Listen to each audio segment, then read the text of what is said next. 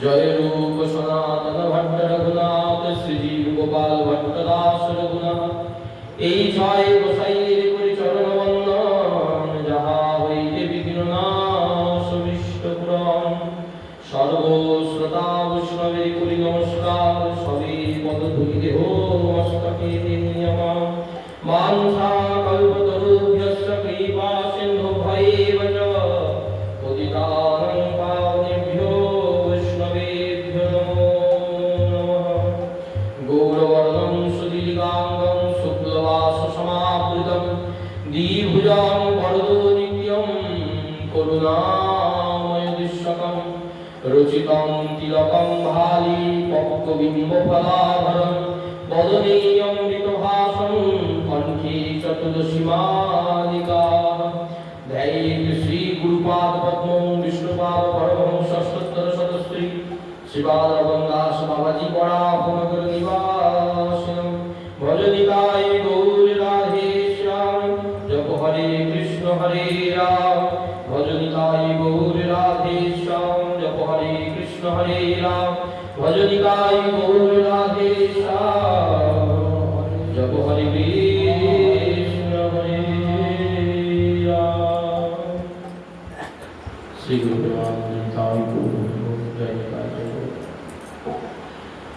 চেতদর পরমার্জনং ভব মহা দাবাগ্নি নির্বাপনং শ্রেয় কৈরব চন্দ্রিকা বিতরণং বিদ্যাবধূ জীবনং আনন্দং বুদ্ধিবর্ধনং প্রতিপদং পূর্ণামৃত স্বাদনং সর্বাত্মা স্বপ্নং পরং বিজয়তে শ্রীকৃষ্ণ সংকীর্তনম।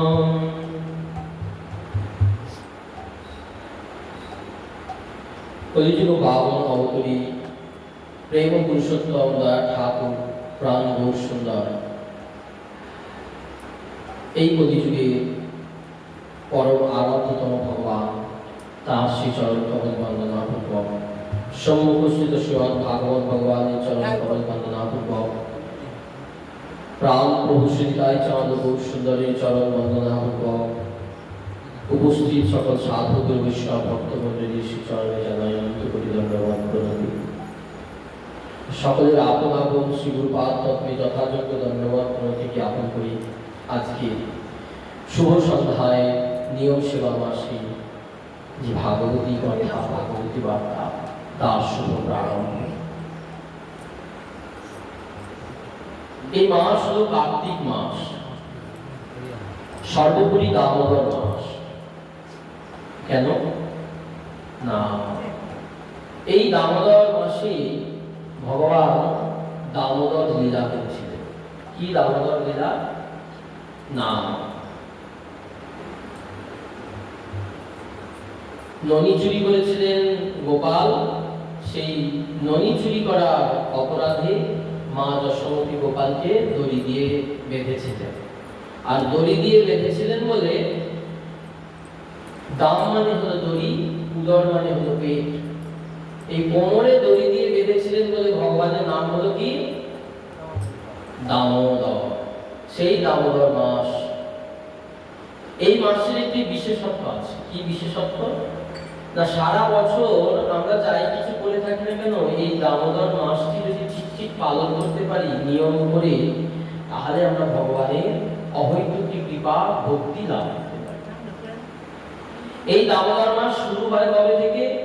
দামোদর মাস শুরু হয় আশ্বিন শুক্লা একাদশী থেকে, অর্থাৎ দশমীর পরের দিন যে একাদশী, দুর্গাপুজোর যে দশমী তার পরের দিন যে একাদশী, সেই একাদশী থেকে এই নিয়ম সেবা দামোদর মাস শুরু হয়। আর শেষ হয় কবে? না, উত্থান একাদশীতে গিয়ে এই দামোদর মাসে শেষ হয়। এই দামোদর মাসে কি কি কর্তব্য আমাদের? আমরা প্রত্যেকেই যারা যারা কৃষ্ণ মন্ত্রে দীক্ষিত বা যে কোনো মন্ত্রে দীক্ষিত, প্রত্যেকের ক্ষেত্রে এই দামোদর মাস কিন্তু পালন করা অবশ্য কর্তব্য। শাস্ত্রে বলছে যিনি দামোদর মাসে ব্রত না করেন, নিয়ম সেবা মাসে ব্রত না রাখেন, কোটি জন্মকাল তিনি নরক যন্ত্রণা ভোগ করেন। তার সর্বৈব সর্বপুণ্য সর্বকর্ম নষ্ট হয়। সারা বছর যা বার ব্রত পূজা অর্চনা করা হয় তার দ্বারা যে পুণ্য, যে সুকর্ম লাভ হলো, এই দামোদর মাস, এই দামোদর ব্রত, নিয়ম সেবা ব্রত পালন না করার ফলে সব নষ্ট হয়ে যায়। কি কি নিয়ম বললেন? সূর্য উঠবার আগে ঘুম থেকে উঠে স্নান করে ভগবানের মঙ্গল আরতি, ভগবানের কাছে প্রদীপ দেখাতে হয়। এটা প্রথম নিয়ম। দ্বিতীয় নিয়ম কি? দ্বিতীয় নিয়ম হচ্ছে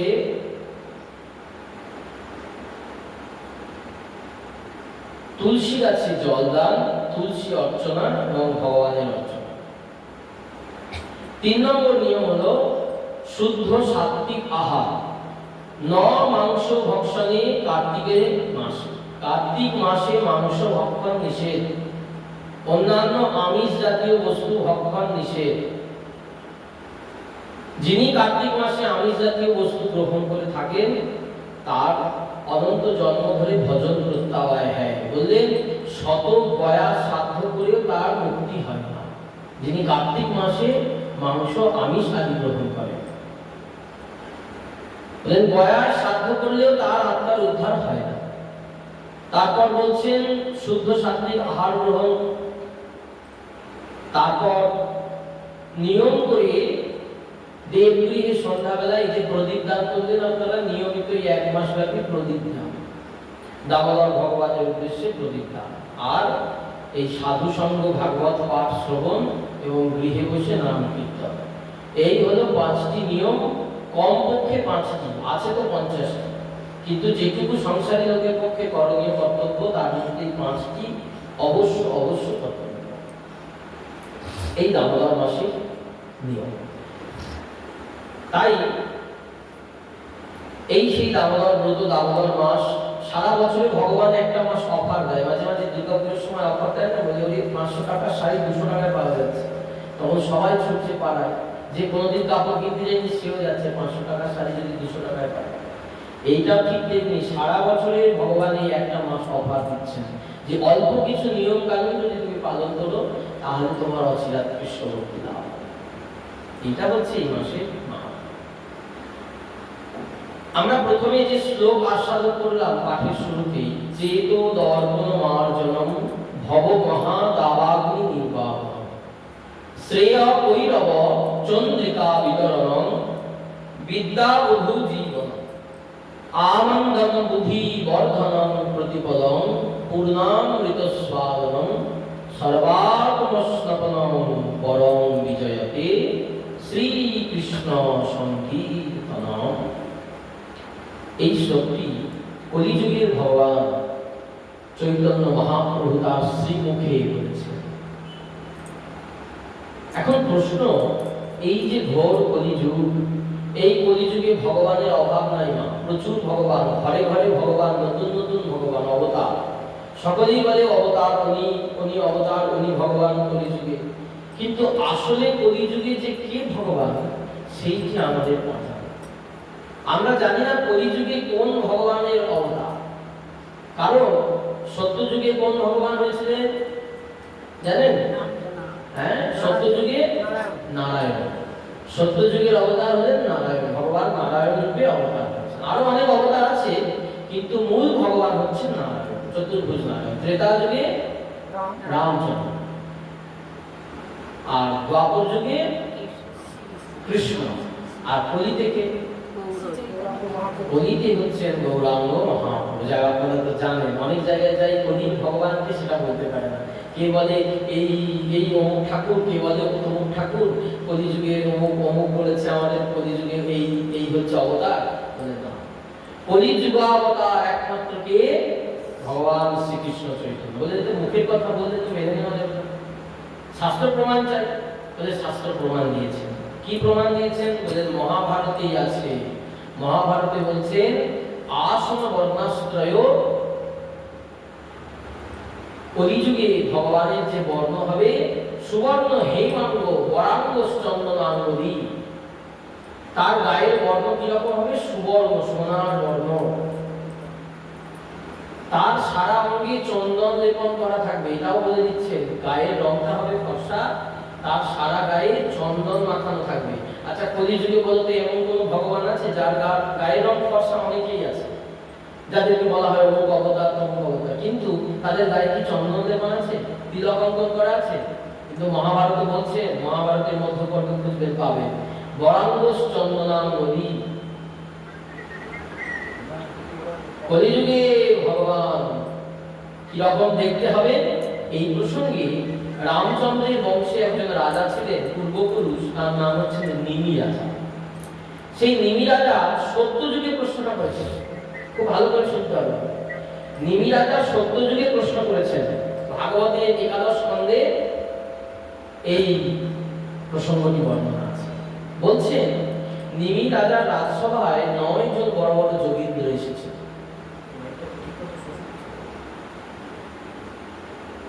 9 জন বড় বড় যোগীন্দ্র এসেছেন। তাদের নাম কি?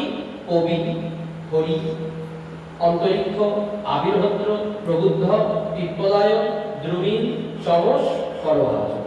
এই হলেন 9 জন বড় বড় যোগী। প্রত্যেকেই বিরাট বিরাট মহাপুরুষ, সাধক সিদ্ধ। কিন্তু সমস্যা, নিমি রাজা প্রশ্ন করছেন, 9 জন যোগীন্দ্রকে 9টা প্রশ্ন করেছেন।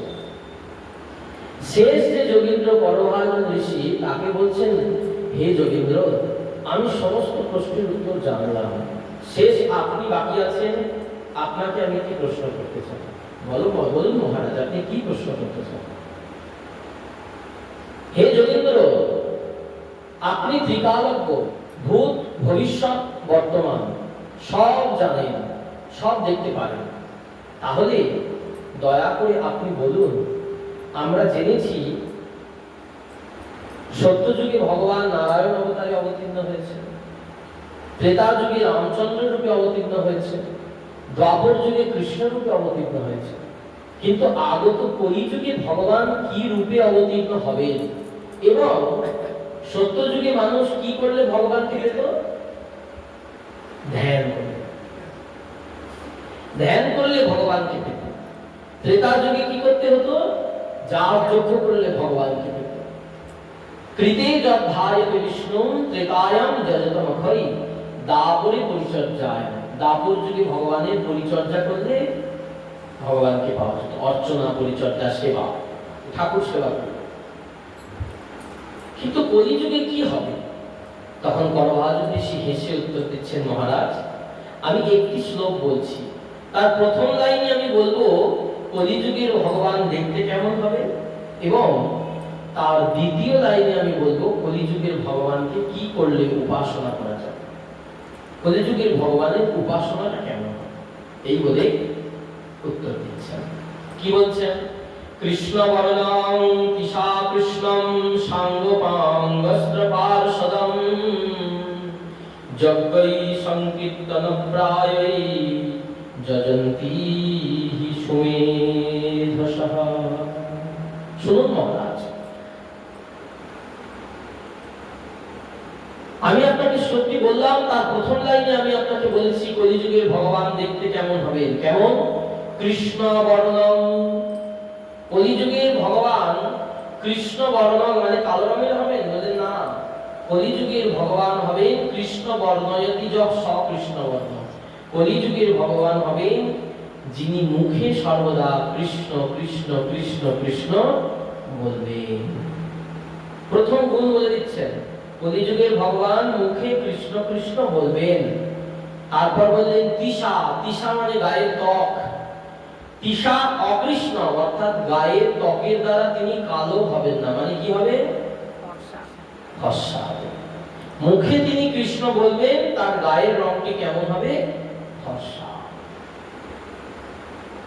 কৃষ্ণ বর্ণম তিসা কৃষ্ণ। তিনি কিভাবে আসবেন? সাঙ্গ পাঙ্গ উপাস্ত্র পাশ। তিনি সাঙ্গ পাঙ্গ নিয়ে আসবেন এবং অস্ত্র নিয়ে আসবেন। কি সাঙ্গ পাঙ্গ নিয়ে?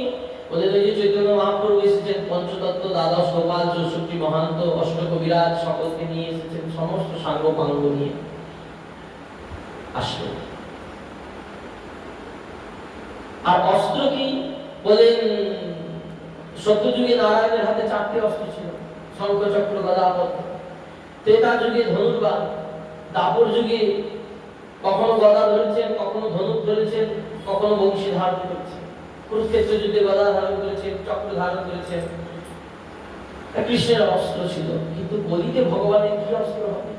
বলে কলিতে ভগবানের অস্ত্র হবে শ্রী হরিনাম সংকীর্তন। হ্যাঁ, তাই বলছেন সাঙ্গ পাঙ্গ পাশ্র পাশ্রম। তাহলে কলিযুগে ভগবানকে দেখতে কেমন হবে মোটামুটি বলে দিলেন। তাহলে এই ভগবানকে কলিযুগের মানুষ কিভাবে পূজা করবে, কিভাবে উপাসনা করবে? তখন বলছেন যজ্ঞই সংকীর্তন। বলেন যজ্ঞ করতে হবে কলিযুগে। কলিযুগে যজ্ঞ করলে কলিযুগের ভগবানের উপাসনা হবে। বলেন কি যজ্ঞ? ওই টিন ঘি পুড়িয়ে, ওই আম কাঠ, বেল কাঠ, তারপরে শাল কাঠ, বেলপাতা এইসব পুড়িয়ে, ঘি পুড়িয়ে ইন্দ্রায় স্বাহা বরুণায় স্বাহা এই সব বলে স্বাহা স্বাহা করে যজ্ঞ করলে কি কলিযুগের উপাসনা? বলে না, কদাচ নয়।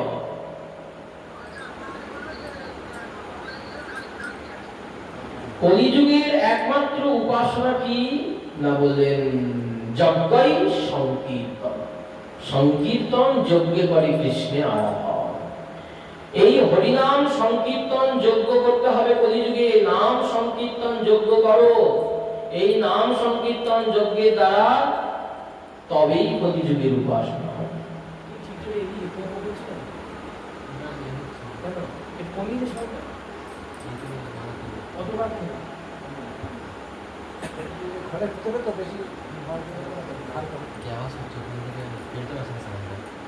তাই জন্য বলছেন নাম সংকীর্তন যজ্ঞ করো।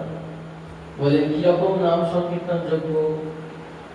বলেন নাম যজ্ঞ করতে হবে, সংকল্প করে নাম যজ্ঞ করতে হবে। কিরকম নাম যজ্ঞ? বললেন যেদিন দীক্ষা হলো তাতেই গুরুদেব কি বললেন? কানে কানে একটি নাম মন্ত্র বলে দিলেন। নাম মন্ত্রটা কানে কানে বলে দেওয়ার পরে কি হলো? আমার ওই নাম জপ শুরু হলো। তাই কলিযুগে ওই নাম জপ রূপী যজ্ঞ আমাদের করতে হবে। হরিনাম সংকীর্তন রূপী যজ্ঞ আমাদের করতে হবে। এইটি কলিযুগের বিধান। তাই দেখবেন গুরুদেব একটা সুন্দর জিনিস দিয়ে দেয়। এটা দেখছেন? এটা চেনেন? এটা কি বলুন তো? হরিনামের মালা। বলে এই মালাতে হরিনাম জপ করতে হবে। বলে মুখে মুখে তো সারাদিন করছি বলে হবে না। গণন বিধিনাং জপেত, গণন বিধির দ্বারা জপতে হবে। শ্রীবাসঙ্গনে আমার মহাপ্রভু বসে আছেন। সকল ভক্তগণ ঠিক এইরকম সন্ধ্যাবেলা মহাপ্রভুর আরতি করে মহাপ্রভুর চরণ প্রান্তে হাত দুটি জড়ো করে বসেছেন নবদ্বীপ শ্রীবাসঙ্গনে। বসে কি বলছেন? প্রভু তুমি আমাদের কিছু উপদেশ করো। আপনি সবারে প্রভু করে উপদেশে, কৃষ্ণ নাম মহামন্ত্র শুনো বিশেষে। শোনো ভক্তগণ, আজকে আমি তোমাদের সেই পরম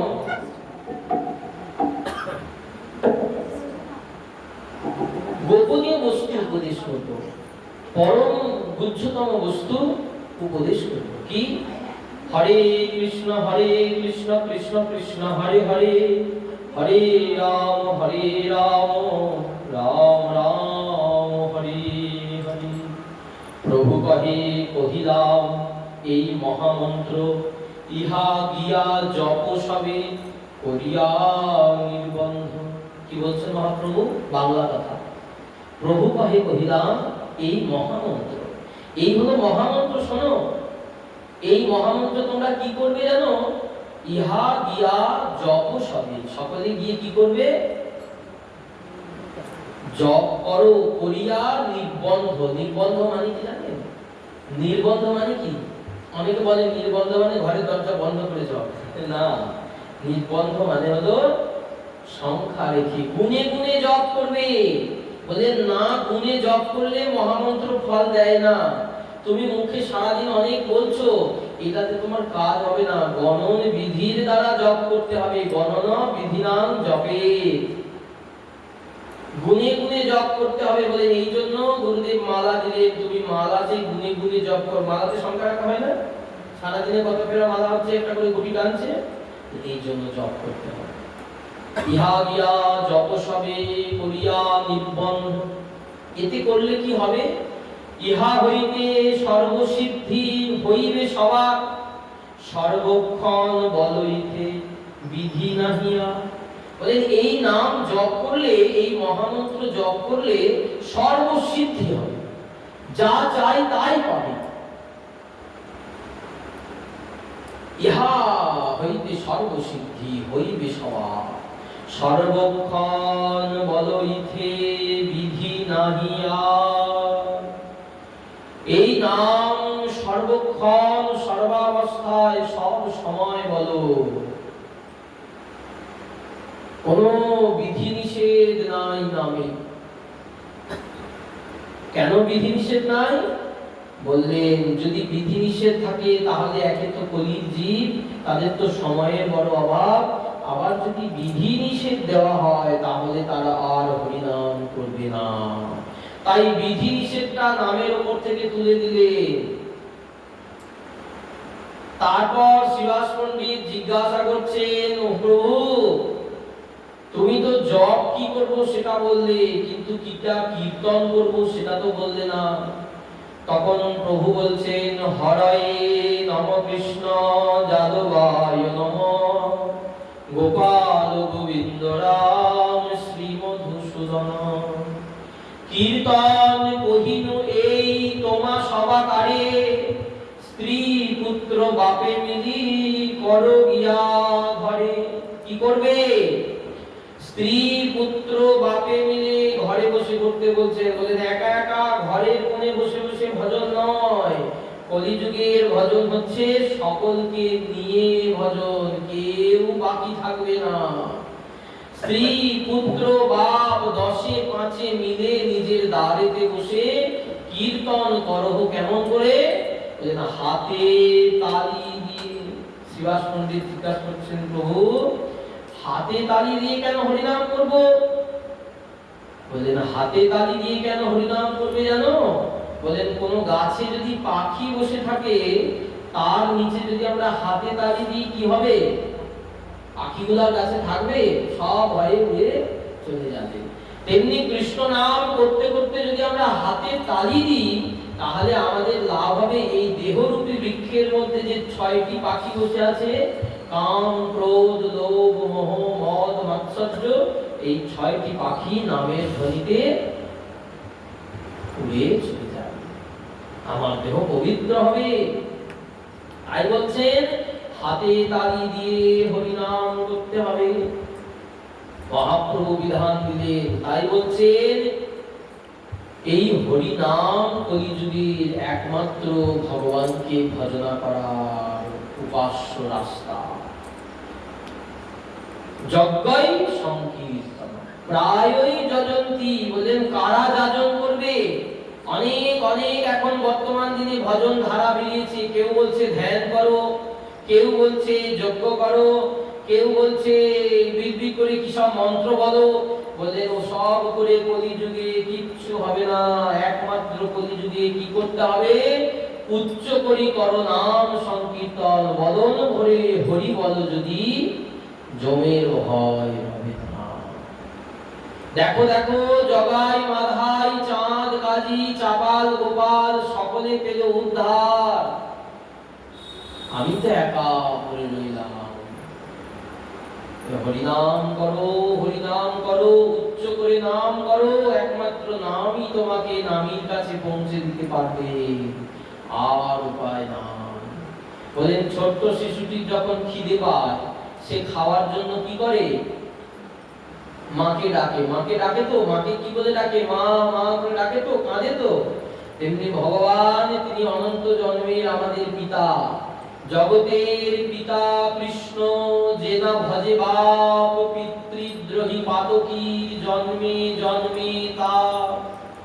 এই জগৎ পিতা কৃষ্ণকে যে না ভজে সে পিতৃদ্রোহী। বাস্তবিক জগতে যদি কোনো পিতাকে বা কোনো মাতাকে তার পুত্ররা যদি খেতে না দেয়, তাকে যদি ঠিকমতো দেখভাল না করে, তাহলে আমরা কি বলি যে ওর বড় মহা পাপ করছিস, তুই তো বাপ মাকে খেতে দিচ্ছিস, বলি তো যে বাপ মাকে কষ্ট দিচ্ছিস। তেমনি জগৎ পিতা যিনি কৃষ্ণ, তাকে না ভজে, তার কথা চিন্তা না করে আমরা যে তাকে কষ্ট দিচ্ছি, তার পাপটা কোথায় যাবে? তাই বললেন পিতৃদ্রোহী পাতকীর জন্মে জন্মে পাপ। তাই তো অনন্ত জন্ম ধরে আমাদের এত দুঃখ ভোগ করতে হচ্ছে, কোনো উপায় নাই। কারণ এই জড় জগতে আমরা যেটাই আপন বলে মনে করছি, এই বস্তু কিন্তু আমাদের আপন নয়। যা কিছু আপন বলে আঁকড়ে ধরে বসে আছি, এটা কিন্তু আমার আপন নয়। কেন? আমি আসবার সময় এটাকে নিয়ে এসেছি, আমি নিয়ে আসি। আমি যখন চলে যাব, তখন এইগুলো কি আমি নিয়ে যাব? নিয়ে যাব? নিয়ে যাব না। তাহলে কোনটা আমার? এই জগতে কোনটা আমার? কোন বস্তুটা আমার? বলেন একমাত্র এই জগতে যে বস্তুটা আমার, সেটি কোনটি? সেটি হলো নিজের সাধন ভক্তি। দেহটাও আমার না। দেহটা কি আমার? দেহটা যদি আমার হতো, তাহলে আমি দেহটাকে যখন যেখানে খুশি যেমন খুশি করে ব্যবহার করতে পারতাম। পাচ্ছি কি? বলেন না। বলে বাবা কীর্তন শুনতে যাবে, ওখানে কীর্তন হচ্ছে। বলে না রে বাবা, যেতে পারবো না, শরীর ভালো না। কিন্তু আমার মন তো চাইছে যাবো। তাহলে মন চাইছে মানে আমি চাইছি যেতে, শরীর বলছে না যেতে পারবো না, আমার অসুস্থ। তাহলে শরীরটা কি আমার সঙ্গে সাথ দিচ্ছে? দিচ্ছে। বলে মন আত্মা চাইলে কি হবে? শরীর সাথ দেয় না, তাহলে শরীরটাও তো আমার না। তাহলে এই শরীর সম্বন্ধীয় যা কিছু বস্তু, যা কিছু সম্পর্ক সম্বন্ধ, কিছু আমার না। বলে এই স্ত্রী পুত্র পরিবার পরিজন আত্মীয় বন্ধু বান্ধব কন্যা, সব কেউ আমার। কেন? বলে এরা কেউ আমার সঙ্গে আসেনি, আমার সঙ্গে যাবে না। ওই পথ চলতে চলতে হঠাৎ যাদের সঙ্গে দেখা হলো, কিছুক্ষণ সময়ের জন্য বাসেতে, দিদি তোমার সঙ্গে কথা বলে খুব ভালো লাগলো, তোমার অমুক জায়গায় বাড়ি, ওই দিকে গেলে তুমি যেও। কত গল্প, কত আনন্দ। যখন বাসের কন্ডাক্টর বলে দিল তোমার স্টপেজ এসে গেছে, এবার নামতে হবে, তখন কি করি? নেমে পড়ি তো। তখন কি দিদিকে বলি, দিদি আমিও নামছি, তুমি আমার সঙ্গে নামো। দিদি যাবে দিদির স্টপেজে নামার জন্য, দাদা যাবে দাদার স্টপেজে নামার জন্য। ঠিক তেমনি আমাদের এই সংসারটা হচ্ছে ওই বাসের যাত্রা, ওই রাস্তার যাত্রা। যার যেখানে স্টপেজ, সে সেখানে নেমে পড়বে। কেউ কারোর জন্য থেমে থাকবে না। তাই কিছু আমার না। যখনই এই দেহ দৈহিক আদি সম্বন্ধিত যা কিছু বস্তু আমার বলে আমি মনে করলাম, তখনই জীবনে কিন্তু আমার দুঃখ চলে। আমি কিন্তু দুঃখিত, দুঃখ ছিল না আমার জীবনে। আমি যে মানুষ, আমার জীবনে দুঃখ ছিল না। আমি যে জীব, জীব কিন্তু নিত্য শুদ্ধ বুদ্ধ মুক্ত। সে গোবিন্দের অংশ জীব। মাময়ী বাংশ জীব লোকে জীব ভূত সনাতন। গোবিন্দ গীতায় বলছেন জীব আমার অংশ। কোন আগুন থেকে যদি একটা ফুলকি ছুটে বেরিয়ে যায়, ওটা তো আগুনেরই হবে না, ওটা জলের হবে। আগুন থেকে যে ফুলকিটা ছুটে বেরিয়ে পড়লো, ওটা তো আগুনেরই অংশ, ছোট কিন্তু আগুন তো। ওটা যদি একটা খড়ের গাদায় গিয়ে পড়ে, খড়ের গাদাটা পুড়িয়ে দিতে পারে। ঠিক তেমনি আমরা হলাম গোবিন্দের অংশ।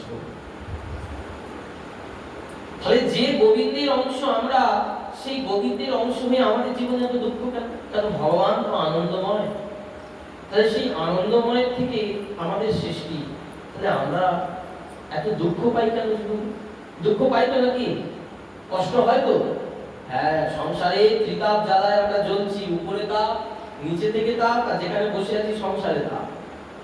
এই ত্রিতাপ জ্বালায় জ্বলছি, কোনো উপায় নেই, পরিত্রাণ নেই। তখন কি করবো?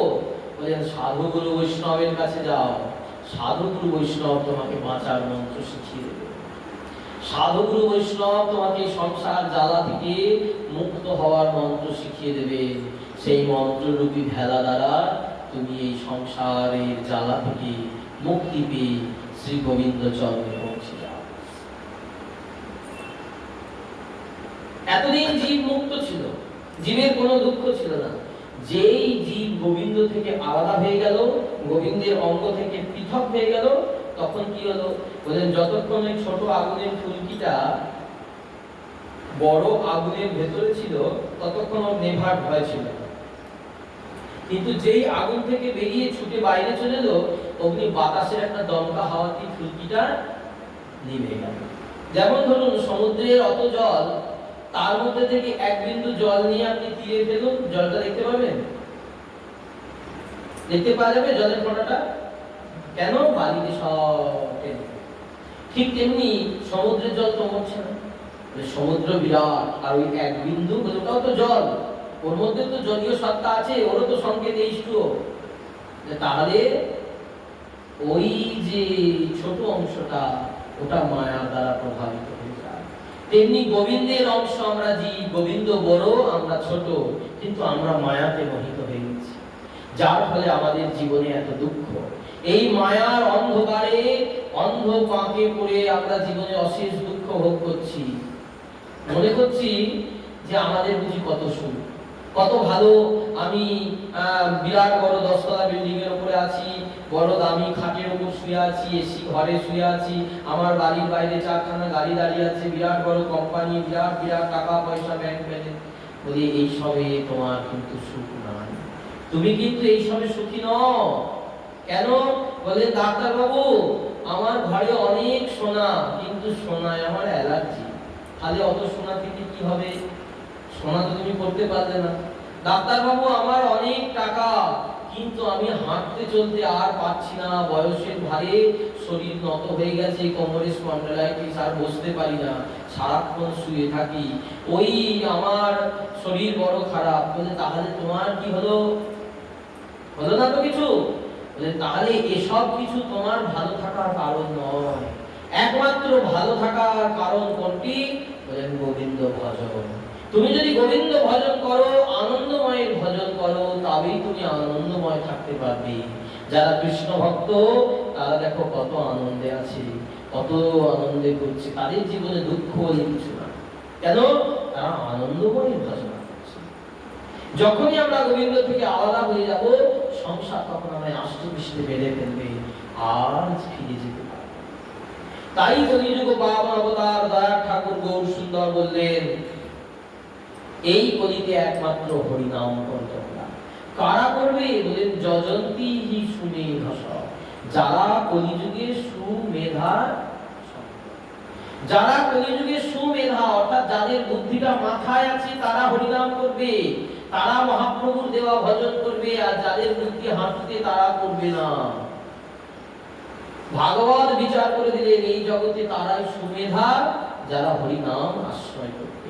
দেখবেন ওই ছোট্ট বাচ্চা ছেলেটা হরিনামের মালা গলায় পরে, হাতে হরিনামের ঝোলা নিয়ে, কপালে তিলক অঙ্কন করে চলে যাচ্ছে, আর ওই 90 বছরের দাদু তাস খেলছে। বলছে কি রে বাবা, এই পথে এত সকাল সকাল নেমে পড়লি? তখন ছেলেটা বলছে, দাদু রাস্তাটা তো অনেক দূর, তাই সকাল সকাল নেমে পড়েছি, যেতে তো অনেক টাইম লাগবে। তুমি আর তাস খেলো না, তুমি আর সময় নষ্ট করো না, ওই দেখো সূর্য পশ্চিম দিকে ঢলে পড়েছে, এক্ষুনি ডুবে যায়, এক্ষুনি ডুবে যায়, আয়ু সূর্য অস্তগত, দিনে দিনে দিনাগত, আর যে সময় না, তুমি আর তাস খেলছো কেন? তুমিও চলে আসো আমার পিছু পিছু, হরিনাম করো, কৃষ্ণ ভজন করো, নইলে যে রাস্তা নাই, পলাইবার পথ নাই, জম আছে পিছিয়ে, পালাবার রাস্তা নাই। তুমি যে পথে যত বড়ই মহান মহিয়ান হয়ে থাকো না কেন, তোমাকে এই জায়গায় একদিন না একদিন আসতেই হবে, এটা একদম নিশ্চিত। বলে কেন নিশ্চিত? বলে মৃত্যু নিশ্চিত। যেদিন থেকে আমরা জন্মালাম, সেদিন থেকে আমাদের সঙ্গে আমাদের একটা যমজ বোন জন্মালো। কে? না মৃত্যু হলো আমাদের যমজ বোন। যেদিন মাতৃগর্ভ থেকে আমরা জন্মালাম, সেদিন থেকে কিন্তু মৃত্যুর প্রহর গোনা শুরু হলো, তাই তো নাকি? এবার একটা করে দিন যায়, আয়ু আমাদের ক্ষয়ে যায়। আয়ু ক্ষইতে ক্ষইতে ক্ষইতে ক্ষইতে ক্ষইতে ক্ষইতে খুব ধুমধাম করে জন্মদিন পালন হচ্ছে, কেক কাটা হচ্ছে, বাতি নেবানো হচ্ছে, কি বিরাট অসুবিধা, হ্যাপি বার্থডে করে ফু দিয়ে থুতুগুলো কেকের উপর পড়ছে, সেই থুতু মাখানো কেক, একটু করা কেক সবার মুখে দিচ্ছি, আমার একটু তুমি খাও, তোমার একটু আমি খাই, কি বিরাট আয়োজন। এই উৎসবটা পালন করার মানে কি? বলেন যার আয়ু 1 বছর কমে গেল জীবন থেকে, 1টা বছর তার নষ্ট হয়ে গেল, তার জন্য আমরা কি করছি? সেলিব্রেশন, তত্ত্ব বিচার করি না। তাই শঙ্করাচার্য বলেছেন পুনরপি বিচার বারংবার, তত্ত্ব বিচার করো। কি করছো, এটা করে কি পাবে সেটা বিচার করো। শুধু টাকা পয়সার পাওয়া হিসাব করলে হবে না, জীবনের মধ্যে তত্ত্ব বিচার জানতে হবে। যার তত্ত্ব জিজ্ঞাসা হয়েছে তারই বিবেক জাগ্রত হয়েছে, যার বিবেক জাগ্রত হয়নি সে এখনো মানুষ হতে পারেনি। কারণ যার বিবেক জাগ্রত হয়েছে সেই মানুষ পদবাচ্য, যার বিবেক জাগ্রত হয়নি তার মনুষ্য পদবাচ্য। অনেক অনেক বাড়িতে গেছি, দেখেছি ঠাকুর সেবা নাই, কুকুরের সেবা আছে। বাড়ির সামনে লেখা আছে কুকুর হতে সাবধান, বলে মানুষের বাড়ি না কুকুরের বাড়ি হচ্ছে। কেন? বলে ঠাকুর সেবা হয় না, ঠাকুর খেতে পায় কি না পায় দেখার দরকার নেই, কুকুর কিন্তু একদম রাজার হালে সেবা পাচ্ছে। একজন গুরুদেব গেছেন শিষ্যের বাড়ি, অন্যান্য আরো পাশাপাশি শিষ্যরা সব এসেছে দেখা করতে। গুরুদেব এসেছে তো সবাই প্রণাম করতে এসেছে, প্রণাম করতে এসেছে। এসে বলছে, গুরুদেব জিজ্ঞাসা করছে কি মা কেমন আছো? তখন বলছে হ্যাঁ ভালো আছি বাবা। ছেলে মেয়ে আসেনি? বলছে হ্যাঁ বাবা এসেছে তো, আমার এই যে আমার ছোট ছেলে এসেছে। তাহলে বড় ছেলে কোথায়? বড় ছেলেকে দেখতে গেলে তো বাড়ি যেতে হবে। তখন বলছে ও আচ্ছা ঠিক আছে, তা তোমার বাড়ি কাল সকালে যাবো। গেছেন, গুরুদেব বলছেন ওই বড় ছেলেকে ডাকো। দেখছে একটা কালো রঙের কুত্তাকে হ্যাঁ করতে করতে কুত্তাটাকে নিয়ে আসছে। নিয়ে এসে বলছে এই যে বাবা এই হচ্ছে আমার বড় ছেলে আর ওই হচ্ছে ছোট ছেলে। তাহলে প্রথম কি তোমার কুকুর ছেলে হয়েছে? এইরকম ভালোবাসা পশুবৃত্তি মানব জাতি করছে পালন, যেটা করার কথা নয় সেইটিকে আপন করে নিয়েছে, অশেষ জন্ম ধরে দুঃখ ভোগ করছে। তোমার চোখের জল কেউ ভোলাতে পারবে না, অশেষ জন্ম দুঃখ, অশেষ জন্ম কৃষ্ণ ভজিবার করে সংসারে আইনু, মিছে মায়ায় বদ্ধ হয়ে বৃক্ষ সমান, বৃক্ষ হয়ে সংসারে জঞ্জাল হয়ে বসে আছে। কৃষ্ণ ভজন, হায় হায় আমার কি দুর্দশা, আমাকে তো জমে টেনে নিয়ে যাবে, আমার তো আর পালাবার রাস্তা নাই, কি করব আমি? অনন্তকাল সংসারে যাদের জন্য খাটলাম, অন্তিমে গিয়ে তারা তো আর আমাকে দাম দেবে না। যতদিন তুমি সংসারে উপার্জন করে দিতে পারবে তোমাকে সংসার, ততদিন মশাই মশাই করে ভালোবাসবে। তারপর যখন দিতে পারবে না তখন সংসার দেখতে পারবে না, বলে পুরো মরলেই বাঁচি। তাই মহাপ্রভু বলছেন কলিযুগের ভবরোগের ঔষধ এনেছি আমি তোদের তরে, তোরা আয় আয় আয় নিয়ে যা এই হরিনাম। এই হরিনাম নিতে পয়সা লাগে না, হরিনাম নিতে পয়সা দিতে হয় না, এ নাম বললেই হয়, শুনলেই হয়, বললেই কৃপা হয়, শুনলেই কৃপা হয়।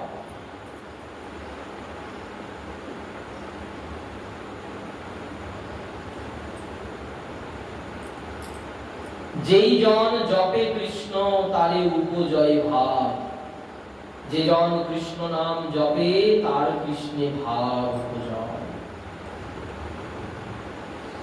তাই বলছেন মহাপ্রভু চেত দর্পণ মার্জন, এই চিত্তরূপী দর্পণটা মার্জন করতে হবে আমাদের।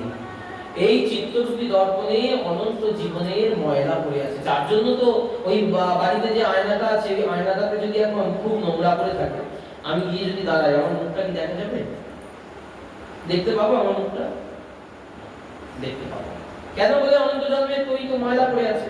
বলে তেমনি হৃদয় রূপী দর্পণে গোবিন্দকে দর্শন করতে পারি? বলুন তোমার হৃদয় রূপী দর্পণে কেউ গোবিন্দ দর্শন করেছেন?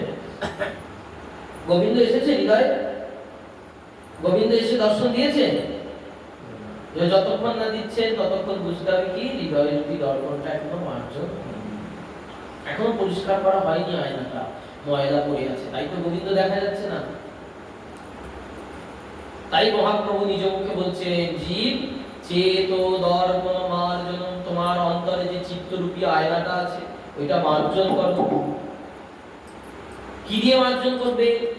বলেন পরম বিজয়তে শ্রীকৃষ্ণ সংকীর্তন, এই কৃষ্ণ সংকীর্তন করে করে করে করে মার্জন করবে। ওই গুরুদেব দিয়েছে নামের মালা, নাম করো নাম করো নাম করো, নাম করছে করতে করতে করতে ওই নামের সাথে সাথে নয়ন দিয়ে দুটা অশ্রু বাড়ি করবে। বিনা পয়সার সাবান গো, এই সাবান কিনতে পয়সা লাগে না। ওই হরে কৃষ্ণ মহামন্ত্র সাবান, ওই সাবান যত চিত্তরূপী দর্পণে ঘষবে আর তার সঙ্গে চোখে জল দেবে, দর্পণ ধুয়ে পরিষ্কার হয়ে যাবে। আর যেই পরিষ্কার হয়ে গেল, অমনি সুন্দর আমার কৃষ্ণচন্দ্র তার চাঁদ তারা মুখখানি নিয়ে দেখবে, তোমার নয়ন পটির সম্মুখে এসে দাঁড়াচ্ছে ত্রিভঙ্গ বঙ্গে ওঠা।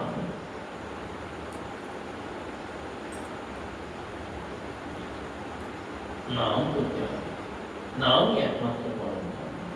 তাই বলছেন গোলকের প্রেমধন হরিনাম সংকীর্তন, রতিনা জন্মিল কেনে তাই, সংসার বিষানলে দিবা নিশি হিয়া জলে, জুড়াইতে না কই নয় উপায়।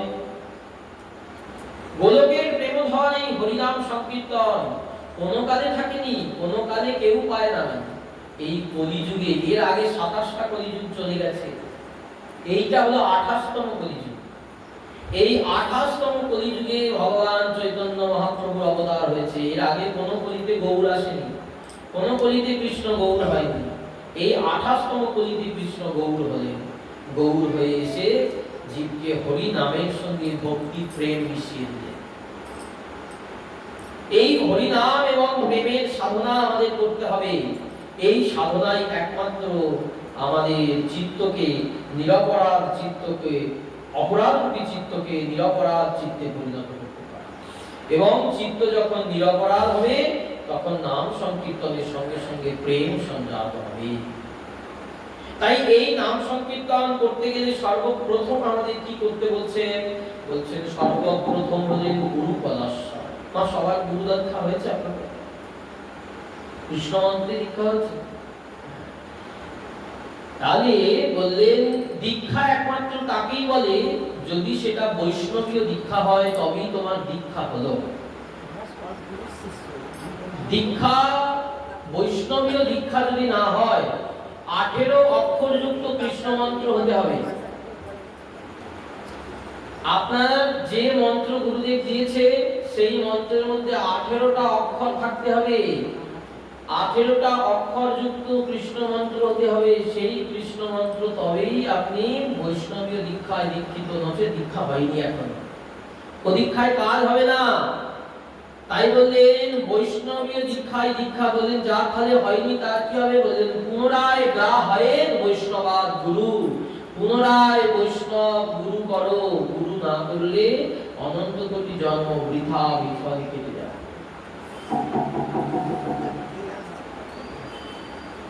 বলেন দীক্ষা যে হয়েছে তার প্রমাণ কি করে বুঝবো? বলেন দেখো যে দীক্ষিত হয়েছে সর্বপ্রথম তাকে দেখলেই বুঝবে, মোটামুটি তার গলায় কি তুলসীর মালা থাকবে, আরো যদি খুব ভালো হয় মুখে হরি নাম থাকবে, আরো যদি ভালো হয় যে তার গলাতে তিলক অঙ্কন থাকবে, আরো ভালো হলে হাতে কি নামের মালা থাকবে। এটা বাহ্যিক পরিচয়। তারপর তো তার সঙ্গে কথা বললে, জানলে তখন বোঝা যাবে তিনি দীক্ষিত, বৈষ্ণবীয় কি অবশ্যই। তাই বললেন যতক্ষণ না পর্যন্ত বৈষ্ণবীয় দীক্ষা হচ্ছে, তোমার দীক্ষা সম্পূর্ণ হলো না। তাহলে গুরু পদাশ্রয়, তাহলে এই গুরু পদাশ্রয় করলে প্রথমে গুরুদেব কি করবেন? গলায় একটি মালা পেঁচিয়ে দেবেন, তারপর তোমাকে দীক্ষা দেবেন। বললেন দেখবে যখন দেবীর কাছে পাঁঠা বলি হয়, পাঁঠার কাছে একটা মালা পরায় না হয়তো? হ্যাঁ, বলি মানে কি? উৎসর্গ। বলি মানে ওই কাট্টান দিয়ে যে দিয়ে দিল এক কোপ, ওটাকে বলি বলে না। বলি মানে ওই যে পাঠাটাকে নিয়ে ঘটে ঠেকিয়ে দিয়ে যে উৎসর্গ করে দিলে, ওখানেই তার হয়ে গেল উৎসর্গ। দেবীর কাছে বলি। অনেক জায়গায় আছে ওই ঠেকিয়ে আর পাঠাকে ছেড়ে দেয়, বলি দেয় না। আর যারা মনে করে পাঠা খাবো, তারা বলি দিয়ে নিয়ে যায়। কিন্তু না, যেদিন গুরুদেব আমাকে কৃষ্ণের কাছে উৎসর্গ করলেন, আমি কৃষ্ণের আজ থেকে এই শিষ্যকে, এই জীবকে আমি কৃষ্ণ তোমার চরণে উৎসর্গ করলাম, সেই দিন গুরুদেব আমাকে দীক্ষা দিয়ে কৃষ্ণের চরণে দিলেন। এই বলছেন দীক্ষাকালে শিষ্য করে গুরু চরণে আত্মসমর্পণ। শিষ্য যখন গুরু চরণে প্রণাম করে হে গুরুদেব আমি তোমার হলাম বলে দীক্ষা গ্রহণ করলো, তখনই কৃষ্ণ তারে করে আত্মসমর্পণ। সেই কালে কৃষ্ণ তাকে আত্মার সমান করে দেয়, কৃষ্ণ তাকে নিজের করে দেয়। তাহলে আমি যদি গুরুদেবের চরণে ঠিক ঠিক আত্মসমর্পণ না করি, কৃষ্ণ আমাকে ঠিক ঠিক আত্মসমর্পণ করে নিজের কাছে নেবে। এই হলো দীক্ষা প্রাপ্ত। ঠিক ঠিক আত্মসমর্পণ। তাহলে কবে দীক্ষা নিয়েছে? এক শিষ্যর কাছে পরিচয় হয়েছে আমার, জিজ্ঞাসা করছি কোথায় দীক্ষা নিয়েছে, গুরুদেবের নাম কি? মাথা চুলকেও বলতে পারলো না গুরুদেবের নাম। গুরুদেবের নাম জানি। তোমার বাবার নাম কি? অমুক অমুক অমুক রায় কি অমুক চক্রবর্তী অমুক মহন্ত বাবার নাম। ও বাবার নামটা তো সুন্দর মনে আছে, কিন্তু গুরুদেবের নাম মনে নেই। বলে যে জন্মে জন্মের বাপ তার নামের মনে নেই, কিন্তু শুধু এক জন্মের যে বাপ তার নাম মনে আছে, আধার কার্ড ভোটার কার্ডে আছে। ওইটা লাগে তো চারদিকে বাবার নাম বলতে, কিন্তু উনি এই জন্মের বাপ, পরের জন্মে গিয়ে উনি আমার বাপ হবেন, আমি ওনার বাপ হবো, কোন ঠিক নাই। ঠিক আছে কি? ঠিক নাই। উনি যে আমার পিতা হবে পরের জন্মে কোনো গ্যারান্টি নাই। তাহলে যিনি জন্মে জন্মের পিতা, কে জন্মে জন্মের পিতা? গুরু মাতা, গুরু পিতা, গুরু হন পতি, গুরু বিনা এ জগতে আর নাহি গতি। তাহলে গুরুদেবই হচ্ছেন একমাত্র পিতা। তিনি আমার পরম পিতা। তিনি যদি আমায় কৃপা না করেন আমার কোনো কুলে জায়গা নেই। ভগবানের সঙ্গে তিনি আমাকে মিলিয়ে দেবেন। তার নাম যদি না জানি, পরে তো তার ধাম, তার রূপ, তার কোথায় বাস, তার কি, এইসব পরিচয় তো পরের কথা। কিন্তু আগে তো তিনি আমার গুরুদেব, তার নামটা মনে রাখতে হবে। তুমি কোন ঘরে দীক্ষিত। শুধু দীক্ষা হলেই হবে না। বলে অমুকদের বাড়িতে অমুক গোসাই এসেছিল, আমি দীক্ষা নিয়েছি। বলে গোসাইয়ের কি পরিচয়, গোসাই কোথা থেকে এসেছেন, গোসাইয়ের কি পরিবার, গোসাই কি মন্ত্রে দীক্ষা দিচ্ছেন, তোমাকে সব জেনে দীক্ষা নিতে হবে। জল খাবে ছাই না, গুরু পর্বে চাই না। জল যেমন ছেঁকে খেতে হয়, তেমন গুরু জেনে করতে হবে। করবার আগে বারে বারে জেনে নিতে হবে। কমপক্ষে 1 বছর তার সঙ্গ করে গতাগতি করে তারপর দীক্ষা নেওয়া উচিত। কারণ জেনে নিতে হবে তিনি কি মহাপ্রভুর পরম্পরার ধারায় কিনা, তিনি কৃষ্ণ মন্ত্র দেন কিনা, তিনি সদাচারী বৈষ্ণব কিনা, তিনি প্রসাদ ভোজী কিনা, তিনি কৃষ্ণ ভজন পরায়ণ কিনা, সদাচার আছে কিনা। শুধু কৃষ্ণ নাম দেখলেই হবে না, তিলক মালা হরিনাম দেখলেই হবে না, তার মধ্যে সদাচার আছে কিনা সেটিও দেখতে হবে। তিনি যা খুশি তাই খান, যেখানে পারেন সেখানে ভোজন করেন, তাহলে তার মধ্যে সদাচার নেই। খুব সাবধান বাবা, কলিযুগে অনেক ঘুরছে চারিদিকে, চারিদিক শুধু দেখনদারির মেলা। তার মধ্যে যদি আপনি ভুলে গেলেন, অনন্ত জন্ম ধরে আবার অন্ধকার গর্তে পড়ে থাকতে হবে, আর উপায় না। তাই খুব সাবধান। আমি এক বাড়িতে গেছি, ছেলের বিয়ে, আমায় নেমন্তন্ন করছে ছেলের বিয়ে বাড়িতে। এখন বিয়ে বাড়িতে কি হবে, আমি স্বামী সেই সবই হয় বিয়ে বাড়িতে। তা আমরা গেছি বিয়ে বাড়িতে, আমি যথারীতি কোনো কিছু আহার খাবো না, সেখানে গেছি। আমার জন্য হালকা মিষ্টি পত্রটি আয়োজন করেছে আলাদা করে এক ভক্তের বাড়িতে প্রসাদ খেতে। বললাম তোমাদের গুরুদেব কোথায়? তাদের গুরুদেব যে বলে গুরুদেব প্যান্ডেলে খাচ্ছে। গুরুদেব প্যান্ডেলে খাচ্ছেন, গুরুদেব গোসাই তিনি প্যান্ডেলে খাচ্ছেন। ছেলে মেয়ে বউকে নিয়ে এসেছেন, প্যান্ডেলে খেয়ে হাত মুছতে মুছতে আর কাঠিটা দাঁতে দিতে দিতে আমার কাছে এসেছে। আমি জয় নিতাই বলে প্রণাম করে চলে এসেছিলাম। এই যদি গুরুদেবের স্বরূপ হয়, অনন্তকাল সেই গুরুও যাবে নরকে, শিষ্যও যাবে নরকে, উপায় না।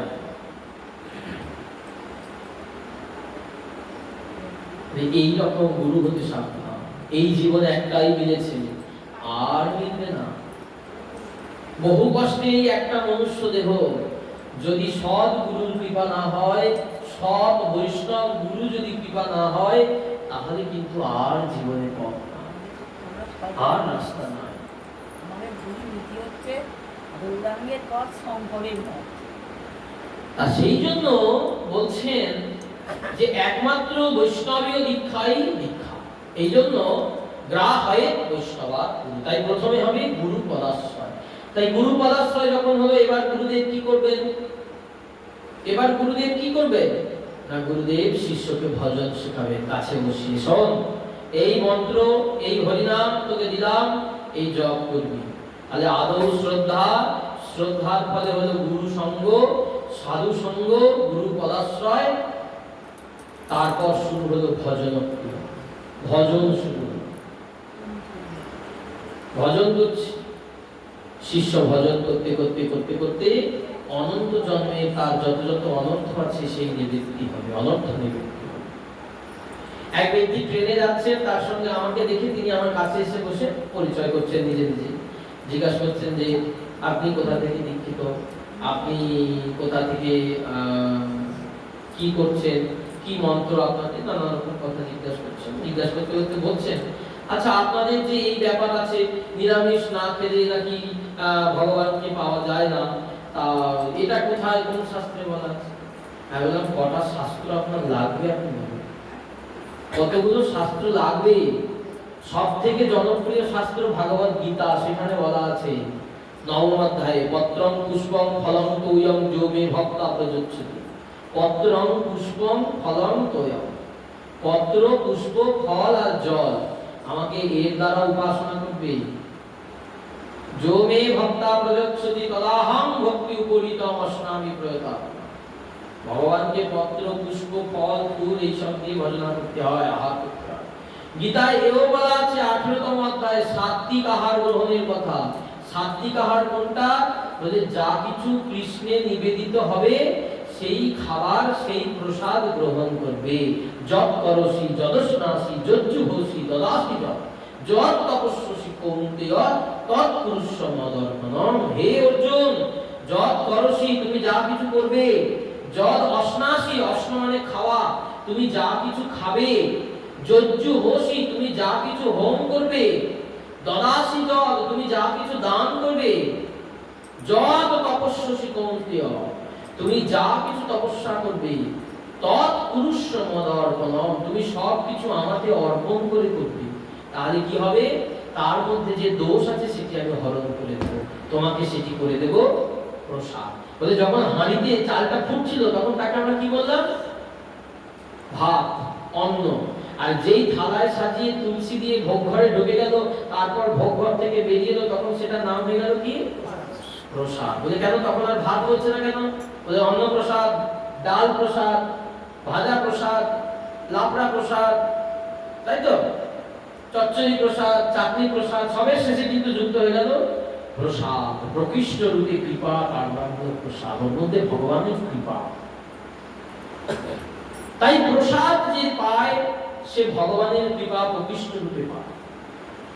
তাই এই ভজন ক্রিয়া আপনি যদি ঠিক ঠিক না করেন তাহলে আপনার মধ্যে ভক্তির চিহ্নগুলো ফুটবে না। শাস্ত্র বলছে, আয়ুর্বেদ শাস্ত্রে আছে, রোগী ওষুধ খাচ্ছে কিন্তু রোগীর চোখগুলো দিন দিন ঢুকে যাচ্ছে, চোখের তলায় কালি পড়ে যাচ্ছে, জরায় জীর্ণ শীর্ণ হয়ে যাচ্ছে। তাহলে কবিরাজ দেখে কি বলবে? রোগ কি ভালো হচ্ছে? না, রোগ ভালো হচ্ছে না, বরং ভিতরে রোগ আরো গভীর ভাবে আছে। একদম নাড়ি থেকে রোগ ভালো হচ্ছে না, তাই আবার রোগ হয়ে যাচ্ছে। ঠিক তেমনি আমরা গুরুদেবের চরণে আশ্রয় করলাম, আচ্ছা গুরুদেব তুলসী মালাটা বলায় পরিয়ে দিলেন, পড়লাম, কিন্তু হলে কি হবে? গুরু মন্ত্র জপ করছি, অনেকে তো গুরু মন্ত্র ভুলেই গেছে। আমি একদিনকে জিজ্ঞেস করলাম, গুরু মন্ত্র জানো, মনে আছে তোমার? গুরুদেব 8 অক্ষরযুক্ত মন্ত্র দিয়েছে। বলে কি মন্ত্র দিয়েছে? আমি তাই তো মনে জানি। যা সর্বনাশ!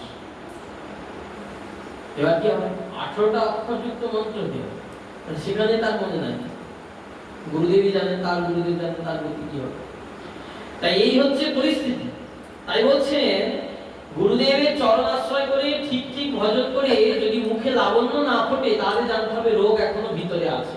তেমনি ভজন করতে করতে যদি ভজনের গুণগুলো না ফোটে তাহলে কিন্তু বুঝতে হবে তোমার ভজনে কোনো কাজ হচ্ছে না।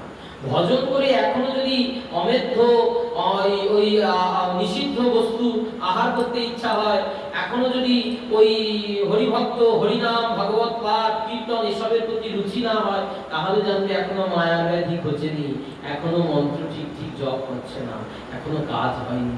যদি কাজ হতো তাহলে ভজন শুরু হয়ে যেত। ভজন শুরু হচ্ছে না। হরিনাম করতে হবে, শুনছি অনেক জায়গায় কীর্তনে যাচ্ছি, পাঠে যাচ্ছি, বলছে ওই হরিনাম তো করছি না। ওই ঠাকুর ঘরে বসে যতক্ষণ ঠাকুর আমার ছেলেটা ভালো রেখো, আমার নাতিটাকে ঠিক রেখো, আমার নাতনিটাকে ভালো রেখো, আমার স্বামীকে ঠিক রেখো, আমার চাষের জমিতে এবারে ফসলগুলো যেন ঠিক হয়, ওই করছি, নাম করছি, আর ওইগুলো ভেবে ভেবে ঠাকুরকে বলছি। ওই নামে কোনো কাজ হবে না। কেন? ওটা সকাম। তুমি চাওয়া পাওয়ার বিনিময়ে ঠাকুরকে যাচ্ছ, ব্যবসা করছো ঠাকুরের সঙ্গে। প্রহ্লাদ মহারাজ বলছেন ওটা বণিক বৃত্তি, ব্যবসায়িক বুদ্ধি, ওটাতে হবে। নিরপেক্ষ নাম সংকীর্তন চায়, তবে গোবিন্দ তোমাকে কৃপা করবে। অত্যন্ত মীরাবাই যে ভজন করেছেন, মীরাবাই তো কৃষ্ণকে ডেকেছে, তা মীরাবাই কৃষ্ণকে ডাকার জন্য কিছু চেয়েছে? মীরাবাই কৃষ্ণের কাছ থেকে কিচ্ছু চাইনি। গিরিধর, আমি শুধু তোমার, তুমি শুধু আমার, এইটুকুই তার সাথে। তোমার কাছ থেকে বিনিময়ে কিছু চাই না। বিষ এনে দিয়েছে। মীরাবাই দেখছে এটা বিষ। গিরিধর গিরিধর বলে বিষ পান করছে, বিষ অমৃত হয়ে গেল। তাহলে এইটা ভক্তির মাহাত্ম্য, হরি নামের মাহাত্ম্য, বারে বারে যুগে যুগে প্রকাশমান।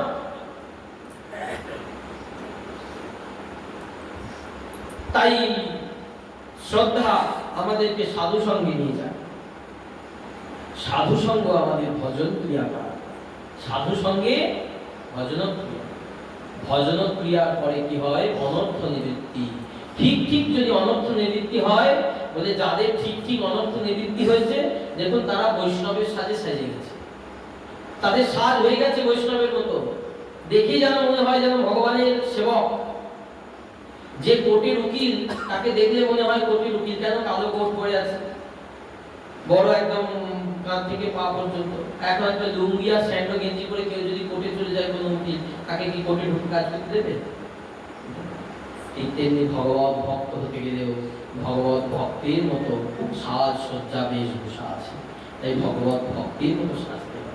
দেখবেন যে বাইজি, যে নারী নাচে, ওই নাচ ঘরে বাগান বাড়িতে নাচে, ওই জমিদারদের মন ভোলায়, সেও দেখবে মন ভোলানোর মতো একটা সাজ সাজে। তাহলে এই জগতের মানুষের মন ভোলাতে যদি সাজতে হয়, তাহলে এই জগতের যে নায়ক, তার মন ভোলাতে কতটা সাজতে হবে। এই সাজায় পরিপাটিতে যদি ভুল হয়ে যায়, তাহলে জগতের নায়ক, জগতের যিনি নাগর পুরুষোত্তম, যিনি লম্পট শিরোমণি গোবিন্দ, তিনি যে আমার দিকে তাকাবেন না। তাই ভক্ত সাধক তিনি গুরুদেবের দেওয়া ভাব ভূষণে সজ্জিত হয়ে হরি নামাঙ্কিত করে সারা দেহে দাদা সঙ্গে তিলক ধারণ করে গলায় কণ্ঠী মালা নিয়ে হাতে নামের মালা নিয়ে ডাকছে, ওহে লম্পট শিরোমণি প্রাণনাথ শ্যাম সুন্দর, তুমি তো লম্পট, যেখানে সুন্দর তুমি সেইখানে ছুটে যাও, তাই তো তুমি লম্পট। তাই দেখো আজকে তোমার নাম ভাব প্রেম ভূষণে সজ্জিত হয়ে আমি বসে আছি তোমার অপেক্ষায়, কবে তুমি আসবে, কবে তুমি আসবে? আমি তো রোজ কুঞ্জ সাজাই, কবে আমার কুঞ্জে গোবিন্দ আসবে? শবরী ৮০ বছর ধরে রাস্তায় ফুল বিছিয়েছে, রামচন্দ্র আসবে। তার গুরুদেব তাকে বলেছে, শবরী রাম আসবে, রামকে ডাকবি, রাম আসবে।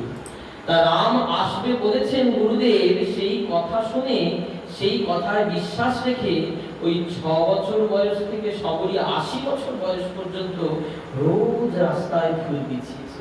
একদিনও মনে করেনি এত ফুল বিছাচ্ছি, কবে রাম আসবে, আদৌ আসবে কি না আসবে, কি হবে ফুল বিছিয়ে না। রক্ষিষ্যতি ইতি বিশ্বাস গোপ্তৃত্বে বর্ণন কথা আত্মনিক্ষেপ কার্বন্যে সর্ববিনাশন।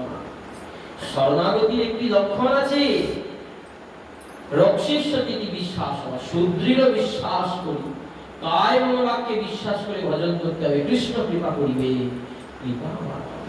শ্রী গুরুদেব আপনি কৃপা করে আমাকে দিয়েছেন যে মহামন্ত্র, যে মহানাম আমাকে দিয়েছেন, এই মন্ত্রের সাধনের ফলে আমি এই মন্ত্রের স্বরূপ, মন্ত্রের দেবতাকে নিশ্চয় প্রাপ্ত হব। নইলে গুরুদেব আপনি আমাকে দেবেন কেন? এই হলো শিষ্যের নিষ্ঠা, মন্ত্র নিষ্ঠা। এর ফলে শিষ্যের হবে অনর্থ নিবৃত্তি। এই অনর্থগুলো যখন আস্তে আস্তে আমাদের জীবন থেকে চলে যাবে, তারপর কি হবে? আস্তে আস্তে রুচি হবে। রুচি কিরকম? বলে যেখানে এখন ভাগবত পাঠ হচ্ছে, যেখানে এখন হরিনাম কীর্তন হচ্ছে, আমি চলে যাচ্ছি। বলে বুঝতে হবে রুচি হয়ে গেছে। বলে রুচি যদি না হয়, বুঝবে না অরুচি আছে। তাই মুখটা তেতো হয়ে গেলে ডাক্তার বাবু কি বলে? তেতো মুখকে মিষ্টি করতে গেলে কি খেতে হয়? মিশ্রি খেতে হয়। মিশ্রি বলবে মুখে মিশ্রি দিয়ে চুষবে, তাহলে কি হবে? তেতো মুখটা মিষ্টি হবে। কিন্তু প্রথম যখন মিশ্রিটা দিল তখন কিন্তু মিষ্টিটাও তেতো লাগে, কেন? মুখটা তো তেতো হয়ে রয়েছে, তেতোর ভাগটা বেশি। তেমনি যখন প্রথম প্রথম হরিনাম করছি, হরিনামে যাচ্ছি, কত রকম তেতো আসবে জানেন? অনেক তেতো আসবে। এই বয়সে আমি বলি এখন তো তাড়াতাড়ি কি দরকার, এখন থেকে যত্ন করতে হবে, বয়সকালে করবে। মা শুনে রাখো মা, বয়সকালে কোনোদিন হরিভজন হয় না। আমার জীবনের অভিজ্ঞতা দিয়ে আমি বলি, বয়সকালে কোনোদিন হরিভজন হয় না। ওই শরীরের চিন্তা করতে করতেই জীবন কেটে যায় বয়সকাল। যৌবন থাকতে থাকতে হরিভজন করতে হয়। কৌমারং আচরেৎ প্রাজ্ঞ ধর্মাং ভাগবতানি হয়। কুমার বয়সে, কৌমার বয়সে, যৌবন বয়সে হরিনাম করতে হবে। তা না হলে এই শরীরে যতক্ষণ শক্তি আছে, দুই বাহু তুলে নৃত্য করো, হরিনাম করো, বৃন্দাবন ভ্রমণ করো, নবদ্বীপ ভ্রমণ করো, দর্শন করো, সাধু সঙ্গে ছুটে যাও। আর বয়সকালে বলে বয়স হলে ছেলে মেয়েগুলো বড় হোক, বিয়ে খাওয়া দিই, তাদের দিয়ে তাদেরকে সেটেল করে দিয়ে আমি এবার হরিনাম করবো। দেখবে তোমার হরিনাম করা হবে না। কেন? ছেলে বউ, ছেলে বিয়ে দিয়েছো, বৌমা বাড়িতে থাকে না, ছেলেও চাকরি করে, বৌমাও চাকরি করে, চলে গেল। এবার কি হবে? বলে তোমার আর গতি কি? অগত্যা বুড়ো বয়সে রেঁধে রেঁধে খাচ্ছ, কখন হরিনাম করবে? রাঁধে এসে আর শুয়ে পড়ছে, আর ভালো লাগছে না, গরমে রান্না করা, হয়ে গেল হরিনাম করা। আচ্ছা, যদিও বা ছেলে বৌমা কি বাড়িতে আছে লোকজন, তারাও যদি আছে, তাও তাদের হরিনামের প্রতি বিদ্বেষ। কেন যেতে হবে হরিনাম করতে? ওখানে ভাগবত পাঠ হচ্ছে, কেন শুনতে যেতে হবে? ওই হরি হরি করতে কেন যাবে? অনেক মানুষ আছে তাদেরকে বাড়িতে বাধা দেয়, আসতে দেয় না। তাহলে বুড়ো বয়সে আসতে দেবে না, যতক্ষণ নিজের শরীরে বল আছে, নিজের হাতে বল আছে, এই বেলা হরি ভোজে নাও, আর সময় পাবে না। দেখো দেখো পশ্চিম দিক অন্ধকার হয়ে গেছে, আর সময় পাবে না, কেউ সময় করে দেবে না। সংসার কোনোদিন তোমাকে সময় দেবে না ভজনের জন্য।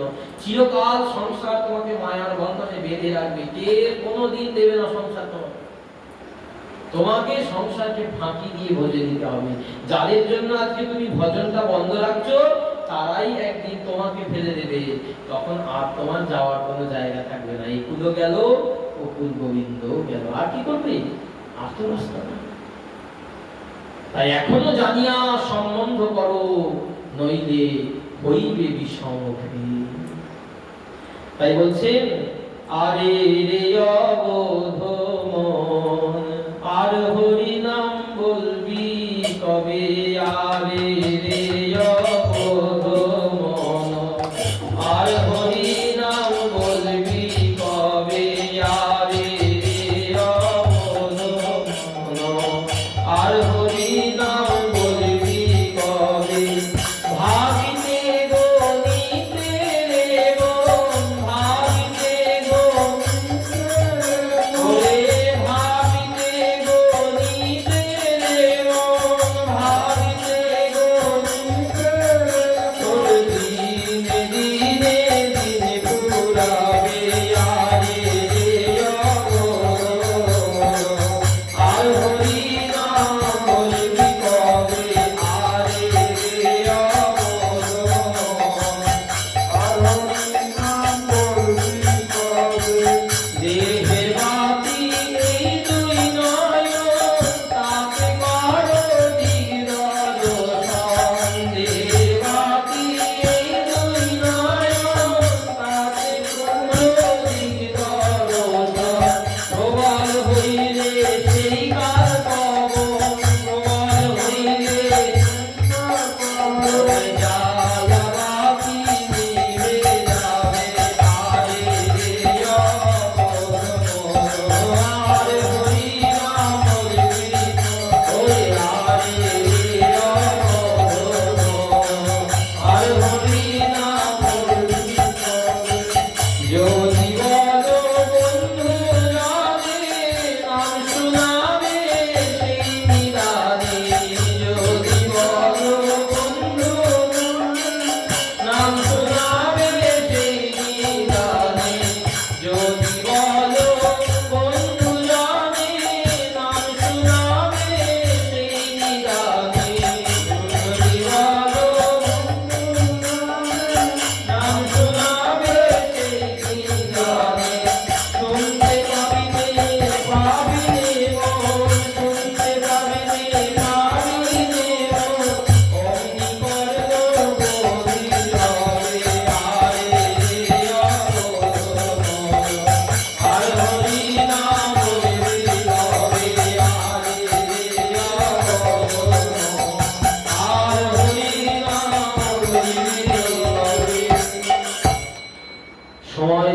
যায়, আর কবে হরিনাম হবে? দেহের বাতি দুটি নয়ন, তাতে দেখে দিগদর্শন করো। কোনটা ঠিক কোনটা ভুল সেটা বোঝো।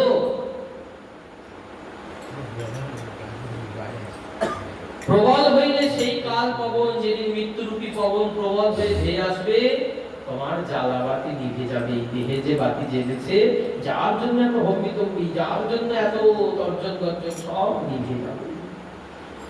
ওই দেহ নিশার নিথর হয়ে পড়ে থাকবে। তুমি যত বড় ভয়ানক মানুষই হও, তখন তোমার সারা অঙ্গ কীট পোকায় দংশন করে খাবে।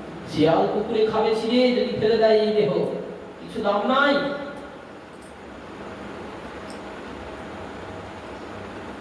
তাই এই শেয়াল কুকুরের ভক্ষ্য বস্তু এই দেহ, এই দিয়ে যদি আমরা হরি ভজন রূপী মণিমাণিক্য সংসার থেকে তুলে নিতে পারি, তবেই আমি বুদ্ধিমান। নচেত আমার মানুষ হয়ে বুদ্ধিমান করে লাভ নাই। কেন? বলে আসল জিনিস তো তুমি নিতে পারবে না। এত সুন্দর দেহ পেলে, এই কানাকড়ির মূল্য দেহ দিয়ে যদি তুমি হিরে নিয়ে নিতে পারো, তাহলেই তো তুমি বুদ্ধিমান, তাহলেই তো তুমি উত্তম ভক্ত।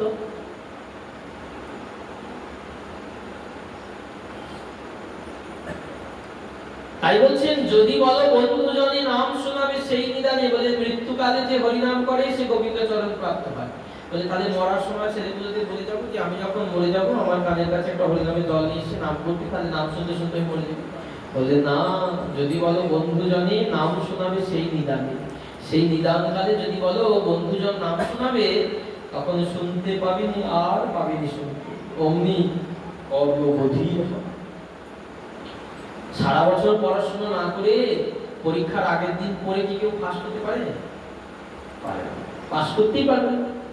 ঠিক তেমনি সারা জীবন ভজনের অভ্যাস না করে, ভজন না করে মৃত্যুর আগে গিয়ে আর কোনো রাস্তা নেই। কারণ ওই পারে গিয়ে একমাত্র কে? বলেন ওই পারে গিয়ে একমাত্র গোবিন্দ দাঁড়িয়ে আছেন। ওই অন্ধকারের পারে কান্ডারী রূপে, ভবরোগের কান্ডারী, ভবসমুদ্রের কান্ডারী গোবিন্দ। তুমি সেইখানে গিয়ে যদি তোমার হরিনামের ওই কড়ি যদি না ফেলো, তুমি পার হতে পারবে না।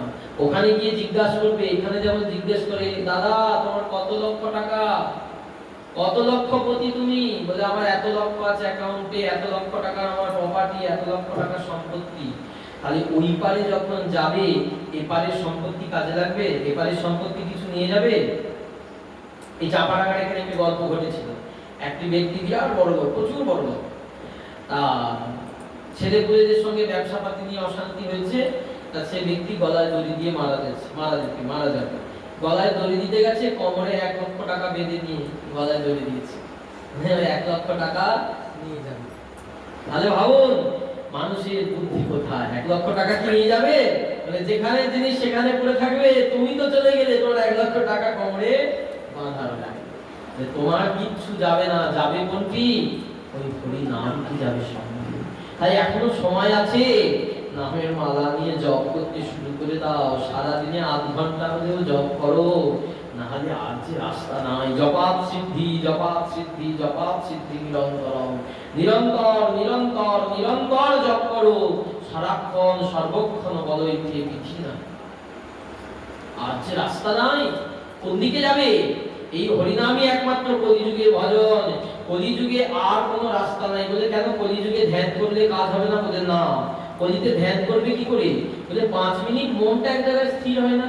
চোখ যেই আসলে বসে বন্ধ করলাম, অমনি কে আমায় কবে লাথি মেরেছে, কে আমায় কবে গালাগালি দিয়েছে, তার মুখটা ভেসে ওঠে। বলে চোখ বন্ধ করার সঙ্গে তার মুখটা ভেসে ওঠে।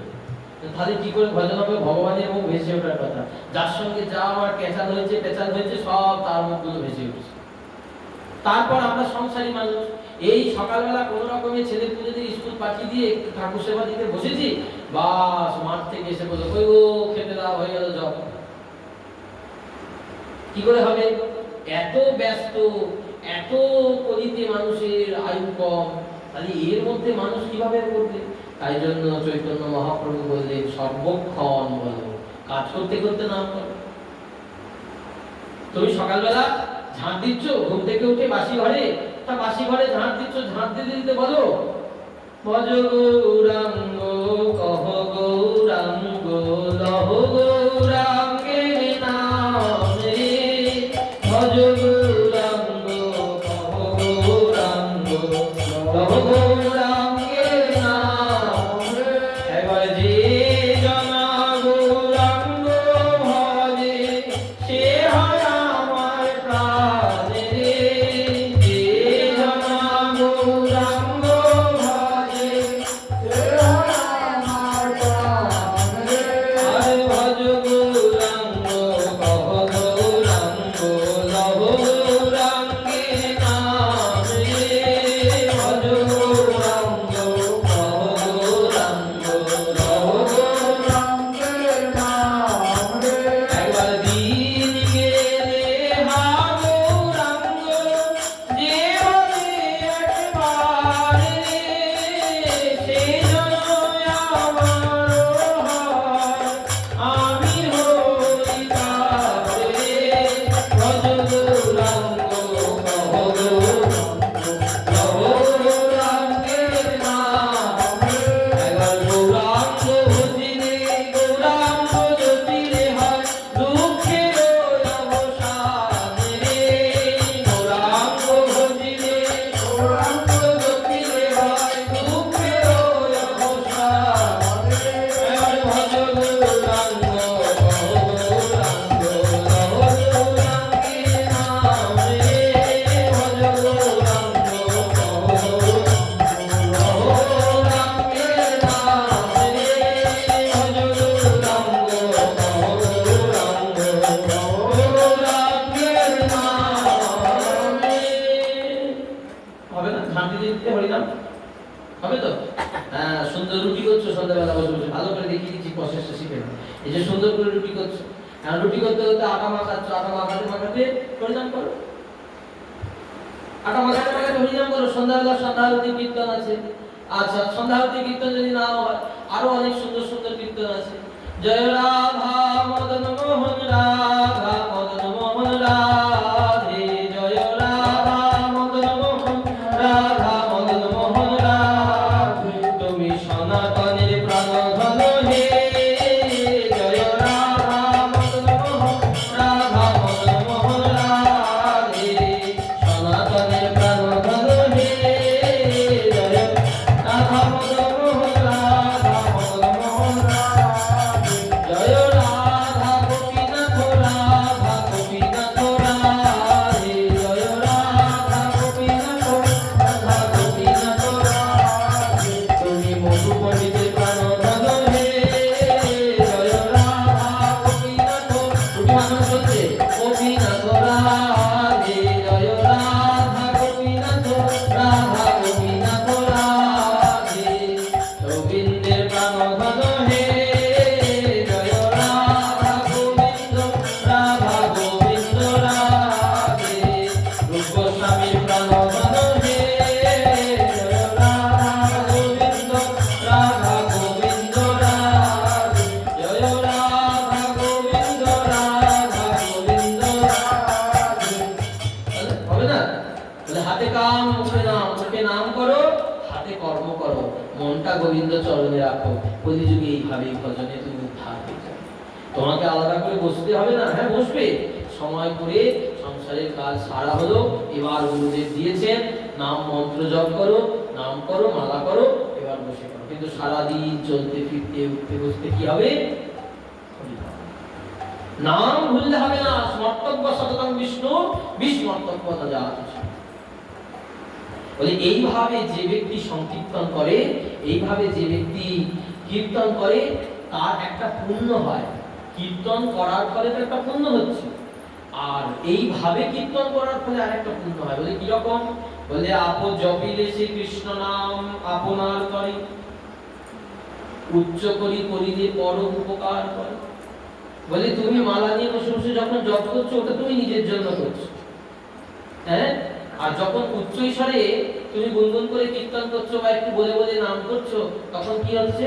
তোমার সংসারে ছেলে মেয়েগুলো সেই হরিনাম শুনছে, তোমার স্ত্রী স্বামী শাশুড়ি তারা হরিনাম শুনছে। তাহলে কি হচ্ছে? যারা কোনোদিন হরিনাম করে না তাদেরও হরিনাম শোনা হচ্ছে। দেখবে ওইভাবে শুনতে শুনতে একদিন তারাও হরিনাম করছে। হ্যাঁ, করে। যে কখনো হরিনাম করে না তার কাছে কিছু হরিনাম করো কি না করো কিছু বলতে হয় না।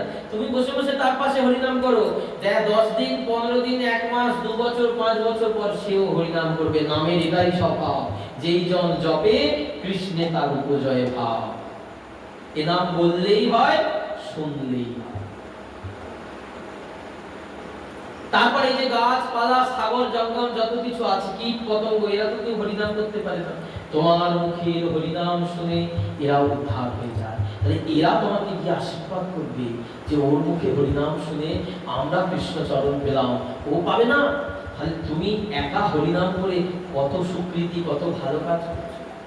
তাই মহাপ্রভু বললেন সংসারী লোকের 3টি অবশ্য কর্তব্য: জীবে দয়া, নামে রুচি, বৈষ্ণব সেবক। ইহা ওই ধর্ম নাই শুনো সনাতন। মহাপ্রভু নিজ মুখে বলছেন। সনাতন জিজ্ঞাসা করছে তাহলে প্রভু সংসারী লোকেরা কি করে হরিনাম করবে, কি করে ভজন করবে? তখন বললেন 3টি নিয়ম যদি সংসারী লোকেরা পালন করতে পারে তাহলেই তাদের উদ্ধার হবে। জীবে দয়া। জীবে দয়া মানে কাকে বলে? বলে এই একটা ভিখারি এলো, তাকে 500 টাকা দিয়ে দিলাম, কি 2 কিলো চাল দিলাম, তাকে জীবে দয়া হলো? বলে না। জীবে দয়া কাকে বলে? যে জীবে দয়া মানে যে দয়া করলে দয়াটা কোনোদিন নষ্ট হবে না। আমি যাকে 100 টাকা দিলাম, সে 100 টাকা পেয়ে তার কি সারা জীবনের দুঃখ মোচন হবে? আবার কিন্তু সে পরশুদিন ভিক্ষা করতে হবে, তার দুঃখটা আমি মোচন করতে পারলাম। তাহলে কোনটা দান? মহাপ্রভু বললেন হরিনাম ভজনের শিক্ষা, এই দানই হলো দান। শ্রী গুরুদেব ভজন গুরু, শিক্ষা গুরু আমাদের যে দান করে, এই যে গুরুদেব আমাদের মন্ত্র দিলেন, মন্ত্রদাতা গুরু, হরিনাম দাতা গুরু, শিক্ষা গুরু শিক্ষা দিচ্ছে, হ্যাঁ, যত রকমের জায়গা থেকে আমরা শিক্ষা পাচ্ছি, ভজন শিক্ষা, সেই সমস্ত যে দান, এই দানই হলো দান। কেন? বলে এই দান অক্ষয় দান, কোনোদিন নষ্ট হবে না। যে হরিনাম শুনে আমি হরিনাম করলাম, এই হরিনামের ফলে যে আমি ভক্তি লাভ করলাম, এটা আমার এই জন্মে নষ্ট হবে না, জন্মে জন্মে এই ভক্তি, এই প্রেম, এই স্বীকৃতি আমার থাকবে, কোনোদিন নষ্ট হবে না। তাহলে এক জন্মে যদি অর্জন করি, এটা আমার জন্মে জন্মে উত্তরোত্তর বাড়বে, সুদে বাড়বে, নষ্ট হবে না। তাই এইটি হলো জীবে দয়া। তারপর বললেন নামে রুচি, হরিনাম করো, নামে রুচি রাখো, প্রাণ ভরে কীর্তন করো। আর কি? বৈষ্ণব সেবা। বলেন বৈষ্ণব সেবা করতে হবে। বলেন এই দুটো দাঁড়িয়ে আছে এই নিচেটার উপর, এই জন্য সবার শেষে বৈষ্ণব সেবা। বলেন কেন? বলেন ঘরের ভিতটা যদি মোটা দেওয়া না হয়, বা ঢালাইটা যদি ভিতে ঠিকঠাক দেওয়া না হয়, আমার 3 তলা ঘরটা ঠিক ঠিক দাঁড়াবে? বলেন ঠিক ঠিক যদি বৈষ্ণব সেবা না হয়, তাহলে কিন্তু আমার ভজন হবে না। বলেন কি রকম, কাকে বলে বৈষ্ণব সেবা? বলেন যারা বিষ্ণু ভক্ত, যারা বৈষ্ণব, যারা সাধু, গুরু, বৈষ্ণব, বলেন তাদের সেবা করো। বলেন কি রকম সেবা? বলেন তাদের যেটা করলে আনন্দ হয় তাকেই বলে বৈষ্ণব সেবা, তাকেই বলে ভক্ত সেবা, তাকেই বলে গুরু সেবা। বলেন সেবা মানে শুধু নেমন্তন্ন করে দুটো খাওয়ালাম আর সেবা দিলাম, বলেন এটাকে সেবা বলে। কি রকম সেবা? বললেন এক সেবার গল্প বলি। সম্রাট আকবরের নাম শুনেছেন নিশ্চয়ই, ইতিহাসের পাতায়। সম্রাট আকবর ছিলেন দিল্লির নবাব। সম্রাট আকবর এসেছেন বৃন্দাবনে। তখন বৃন্দাবনে ভজন করছেন রূপ গোস্বামী পাদ, রাধাকুণ্ডের পাড়ে বসে।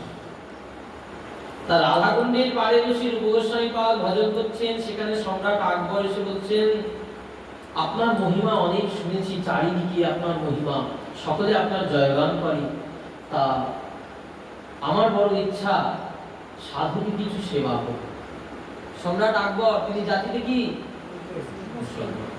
তিনি এসেছেন সেবা করবেন বলতে। এবার সাধু কি দেখাচ্ছে? সাধুর গুণ দেখো কিরকম। তুমি সেবা করতে চাইলে সাধু সেবা নেবে না, এটা সাধুর গুণ। কারণ সেবা দিলে সাধু তোমার কাছে ঋণী হয়ে থাকবে, তার ভজন তোমাকে দান করতে হবে। সাধু যদি তোমার সেবা দেয়, তোমাকে তার ভজন দিতে হবে। তুমি সাধুর সেবা করলে মানে সাধু যে ভজন করেছে না, ওর থেকে তুমি ভাগ পেয়ে গেলে। বলে তুমি ভজন না করে, তুমি পরমার্থ না করেই অর্থ দ্বারা তুমি পরমার্থ পাবে। বলে এইভাবে যদি সাধু সেবা করা যায়।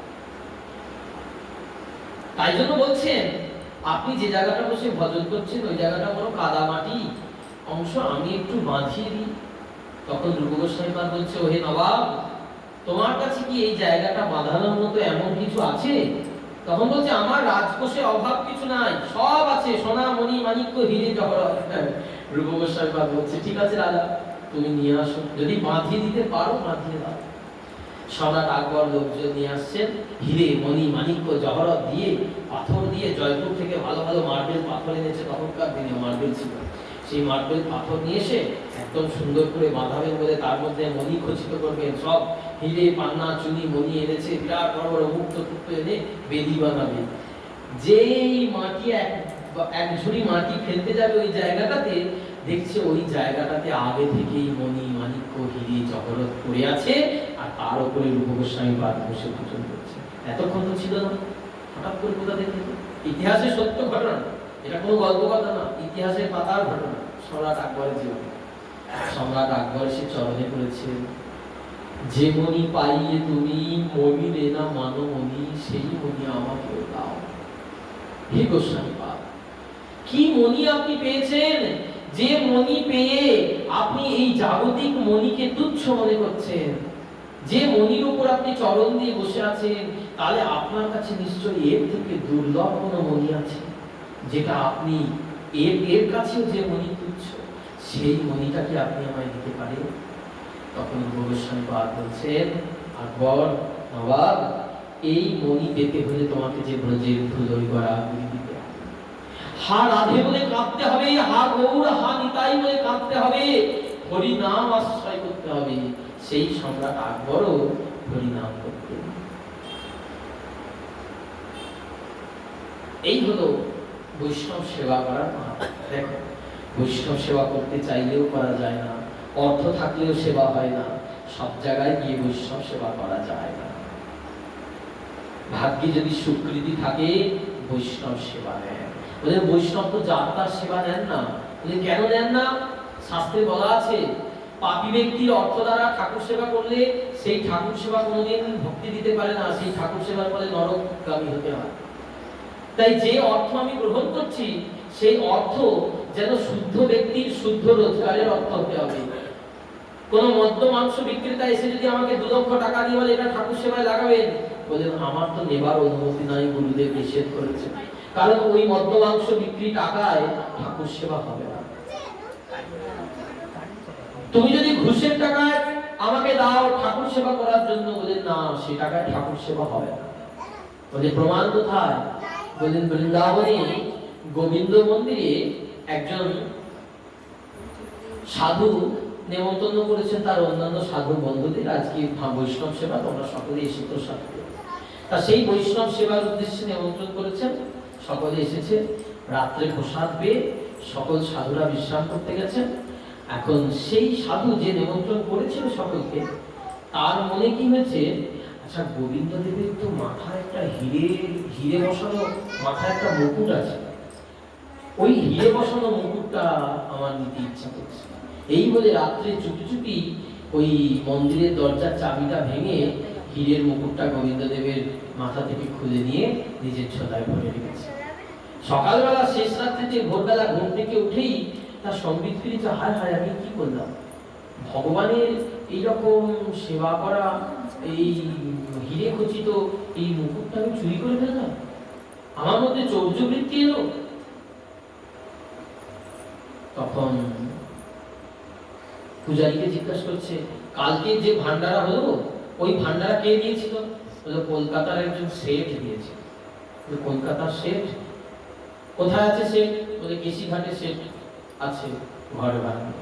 ডেকে আনো শেঠকে। শেঠ এসেছে, শেঠকে জিজ্ঞাসা করছে, তুমি যে টাকা দিয়ে ভান্ডারা দিয়েছো, সাধু সেবা দিয়েছো, সে টাকা কিসের টাকা? তখন বলছে, আমার সঙ্গে এক লোক টাকা পেত, তাকে আমি টাকা না দিয়ে অনেক টাকা পেয়েছি, তাকে ফাঁকি দিয়ে অনেক টাকা পেয়েছি, তা সেই টাকা থেকে কিছু টাকা দান করে দিলে ওই টাকার অর্থটা আমার আর পাপ হবে না, তাই জন্য আমি এখানে এসে ওই অর্থটা দান করে দিয়েছি। ওই অর্থটা দান করে দিয়েছি, আর দান করে দিয়েছি তার জন্য এখানে সাধু সেবা দিয়েছি। তখন সাধু বুঝলো ওই চুরি করা অর্থের টাকায় আমরা খেয়েছি তো, তাই আমার মধ্যে ওই চরিত্র থেকে খুব সাবধান। জীবে দয়া, নামে রুচি, বৈষ্ণব সেবা। বিষ্ণু বৈষ্ণবের দানই একমাত্র দান, আর অন্যত্র দান করলে দান না। তুমি একটা দান করলে সেই দানের ফলে সেই ব্যক্তি যদি মদ্য আদি অমেদ্য ভক্ষণ করে, সেই সমস্ত পয়সা দিয়ে যদি কোনো রকম খারাপ কাজ করে, কোনো রকম অসৎসঙ্গ করে, তার যে পাপ হবে, তুমি অর্থ দিয়েছো তার জন্য সেই পাপের ভাগ কিন্তু তোমাকেও নিতে হবে। বেশি অর্থ দিলে বেশি পাপ, কম অর্থ দিলে কম পাপ। প্রমাণ রাজা নহুষ রাজা অনেক দান করেছিলেন। দান করার পরও তার আত্মা স্বর্গে যায়নি। অনন্ত কোটি জন্মে স্বর্গ আর নরকের মাঝখানে ঘুরছে, কিছুতেই যেতে পারছে না। কেন না, তিনি যথার্থ পাত্রে দান করেননি। যার ফলে তার কি হলো, তিনি অপাত্রে দান করেছেন। তার দান গ্রহণ করে সেই ব্যক্তি, সেই লোকজন তারা নানা রকম খারাপ কুকীর্তি করেছে। যার ফলে কি হলো, নহুষ রাজা আর যেতে পারলেন না। তার পুত্র যজাতিকে নরমের যজ্ঞ করতে হলো, তবেই নহুষ রাজার আত্মা স্বর্গে গেল। এই হচ্ছে দানের মাহাত্ম্য। তাই বলছেন জীবে দয়া, নামে রুচি, বৈষ্ণব সেবন। বিষ্ণু বৈষ্ণবের দান সেটাই দান। বলে কেন, বলে বিষ্ণুতে বিষ্ণু তত্ত্বে, বৈষ্ণব তত্ত্বে, ভক্ত তত্ত্বে সাধুগুরু বৈষ্ণবে দান করলে কি লাভ? বলে ওই দান কি তোমার বিফলে যাবে না। বলে কি হবে, বলে ওই সেবাটি তোমার কৃষ্ণ সেবা হবে। তাই বললেন তুমি কৃষ্ণ সেবা তো করতে পারবে না, তাই যিনি কৃষ্ণ সেবা করছেন তার সেবা, তার ভজনে যদি তুমি সহায়তা করো, খুব তাড়াতাড়ি তুমি কৃষ্ণ পাবে। কৃষ্ণ অচিরাত তোমাকে কৃপা করবে। এইটাই হচ্ছে ভজনের ধারা। তাই মহাপ্রভু বলছেন জীবে দয়া, নামে রুচি, বৈষ্ণব সেবন, ইহা বিনা ধর্ম নাই শুনু। সংসারী লোকের এই তিন কর্তব্য, এই তিন কর্তব্য যদি ঠিক ঠিক পালন করা যায়, তাহলে আমাদের কৃষ্ণ প্রাপ্তিতে কোনো দেরি নাই। ওই দুই আঙুলের দূরত্বে ভগবান দাঁড়িয়ে আছেন। ভগবান আর ভক্তের মধ্যে দূরত্ব কতটুকু? দুই আঙুল। অনেক দূরত্ব নয় মা, অনেক দূরত্ব মনে হয় যে ভগবান কত দূরত্বে আছে। ভগবানের থেকে আমার দূরত্ব মাত্র 2 আঙুল।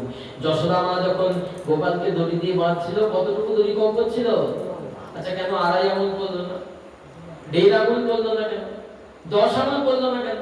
2 আঙুল দূরত্ব, 2 আঙুলই কেন কম করলো? দাঙ্গুলা পরিমাণ ভাগবত হয়েছে, 2 আঙুলই কম করেছিল কেন? বললেন ভক্ত আর ভগবানের মধ্যে 2 আঙুলের দূরত্ব। যতই কৃষ্ণ ভগবান, কিন্তু কৃষ্ণের যশোদা কৃষ্ণের মা যতই হোক, সে তো ভক্ত বটে। যখন কৃষ্ণকে বাঁধছে, তোকে আজ বেঁধেই ফেলবো, তোকে আজ বেঁধেই ফেলবো, কৃষ্ণ ধরা দিচ্ছে না। গোটা ব্রজ বৃন্দাবনের সব দড়ি জড়ো করে ফেলেছে সেই 2 আঙুল কম। এতক্ষণ মায়ের মধ্যে কি ছিল? অহংকার, আমিত্ববোধ, আমি তোকে বেঁধেই ফেলবো। বিকেল গড়িয়ে গেল, সকাল থেকে বাঁধতে বসেছেন। বাঁধতে বাঁধতে যখন সন্ধ্যা হয়ে গেল, তখন মা যশোমতী মনে মনে বলছে, গোপাল তুই তো আমার ছেলে, আমি তোর মা, আমি তোকে বাঁধতে পারবো না। এই প্রেমের রাজ্যে প্রবেশ হলো। এতক্ষণ অহংকারের রাজ্যে ছিলেন, লীলায়। বাকি তো জগতে তাদের অহংকার নেই, তো তারা তো নিত্যসিদ্ধ পরিকর, কিন্তু লীলায় প্রকাশ করছে। মায়ের মধ্যে অহংবোধ জাগ্রত হলো, ভগবত ইচ্ছাটি জাগ্রত হলো।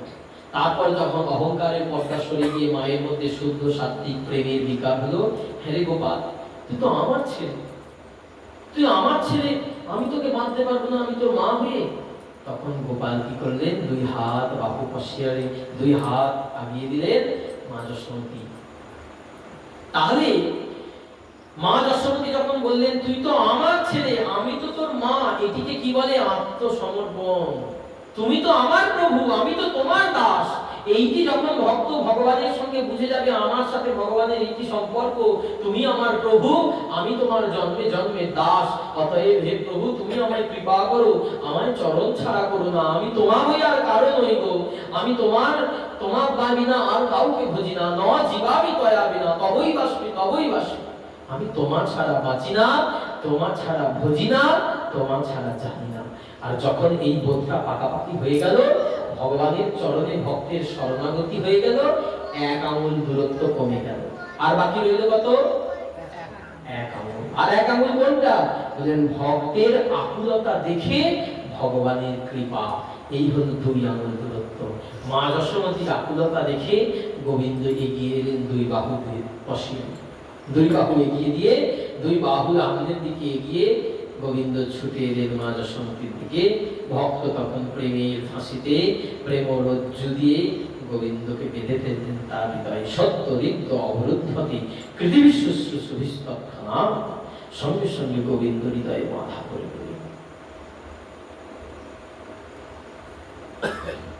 এইভাবে যদি আমরা ভজন করতে পারি, এইভাবে যদি নামাশ্রয় করতে পারি, তবেই আমাদের জীবন সার্থক।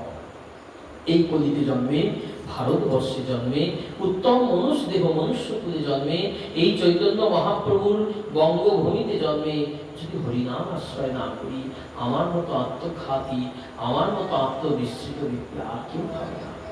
তাই প্রাণ ভরে হরি বল ভাই, আর যে কোনো রাস্তা নাই। প্রাণ ভরে নাম করো, নিতাই গৌর ভজ ভাই, কুতর্ক ছাড়িয়া, কুতর্ক ছাড়িয়া নিতাই গৌর ভজ। কলিযুগের একমাত্র ভগবান হলেন শ্রী চৈতন্য মহাপ্রভু, অন্য কোনো অবতার তত্ত্ব নয়। কলিযুগের একমাত্র ভগবান শ্রীকৃষ্ণ চৈতন্য শ্রী নিত্যানন্দ। এই চৈতন্য নিতাই ভজ ভাই, আর কোনো পথ না। তাই প্রাণ ভরে গৌর বলো, প্রাণ ভরে গৌর বলো, প্রাণ ভরে গৌর বলো। জয় নিতাই, জয় গৌর, জয় জয় শ্রী রাধা রমণ। আজকে শুভ ভাগবতী কথার এখানে বিশ্রাম রাখি। গত কয়েক বছর ধরে এই গৃহে ভাগবতী কথার আয়োজন হচ্ছেন। পরম সৌভাগ্য আপনাদেরও, আপনারা শ্রবণ করার সুযোগ পাচ্ছেন। কারণ এই ভাগবত শ্রবণ অল্প ভাগ্যে হয় না। আমাদের জীবনে বহু বহু জন্মের পুণ্য এক জায়গায় হলে তবে ভাগবত শ্রবণের সৌভাগ্য হয়। তা এই গ্রামের ভূমিতে, এই জায়গায় ভাগবত হচ্ছেন। এই ভূমি ধন্য, এই পরিবার ধন্য, পরিবারের মানুষজন ধন্য। আপনারা সকলে কৃপা করবে যেন এনাদের শুদ্ধ কৃষ্ণ ভক্তি হৃদয় হয়, এনারাও যেন ভজন করে গোবিন্দ চরণ প্রাপ্তি করতে পারে। কারণ এই সুবুদ্ধি অল্প ভাগ্যেও হয় না। এই যে ভাগবত আনা, এই যে সেবা, এই যে ভাগবত পাঠ শ্রবণ করা এবং আপনাদের পড়াচ্ছেন, এটা বড় কৃপার জিনিস। এটা অল্প ভাগ্যে হয় না। অনেক অনেক জন্মে সুকৃতির ফলে, সাধুগুরু বৈষ্ণবের কৃপার ফলে এনাদের চিত্তে উদয় হয়েছে, তাই এনারা আয়োজন করাচ্ছে। অনেক ব্যক্তির অনেক টাকা থাকতে পারে, কিন্তু ভাগবত জীবনে থাকবে না। কেন? যার বুদ্ধিটা সুমেধা, যার বুদ্ধি, যার উপর সাধুগুরু বৈষ্ণবের কৃপা হয়েছে, ভগবত কৃপা হয়েছে, তার জীবনে ভাগবত আসতে পারে, আর আসতে পারে। জয় নিতাই, জয় গৌর। সকলের শ্রী চরণে ধন্যবাদ প্রণতি জ্ঞাপন করে আজকে ভাগবতী কথা বিশ্রাম দিই। জয় জয় শ্রী রাধা, জয় জয়, জয় জয় রাধে কৃষ্ণ গোবিন্দ, জয় রাধে শ্রী গোবিন্দ, জয় জয় রাধে কৃষ্ণ গোবিন্দ, জয় রাধে শ্রী গোবিন্দ, জয় জয় রাধে কৃষ্ণ গোবিন্দ, জয় রাধে গোবিন্দ, জয় জয় রাধেশ্বরী বিনোদিনী রায়, ভালো কোনো বন্ধ, রাধেশ্বরী বিনোদিনী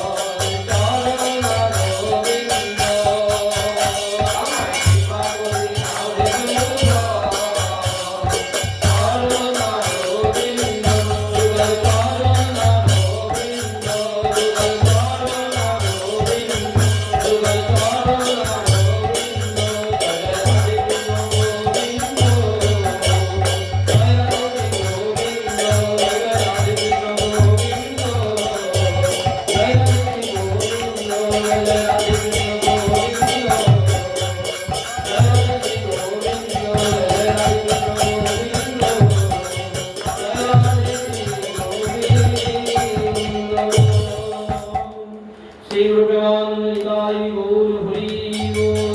প্রেম দাদা পরমদাল প্রদীপ পাবন নিতাই চাঁদ কি, কলিযুগ পাবন দাদা ঠাকুর গৌর সুন্দর কি, রাধা দামোদর লাল কি, করুণা সিন্ধু গৌর ভক্তবৃন্দ কি, সাধু গুরু বৈষ্ণব ভক্তবৃন্দ কি, সকলের আপন আপন শ্রী গুরুপাদ পদ্ম কি, সেই হরিনাম সংকীর্তন কি, আজকের আনন্দ কি, গৃহকর্তা গৃহকর্ত্রী কি, সকল সাধু গুরু বৈষ্ণব ভক্তবৃন্দ কি, প্রেম সে কহ জয় জয় শ্রী রাধে, জয় জয় শ্রী রাধে, জয় জয় শ্রী রাধে, নিতাই নিতাই গৌর হরি বল। জয় জয় নিতাই।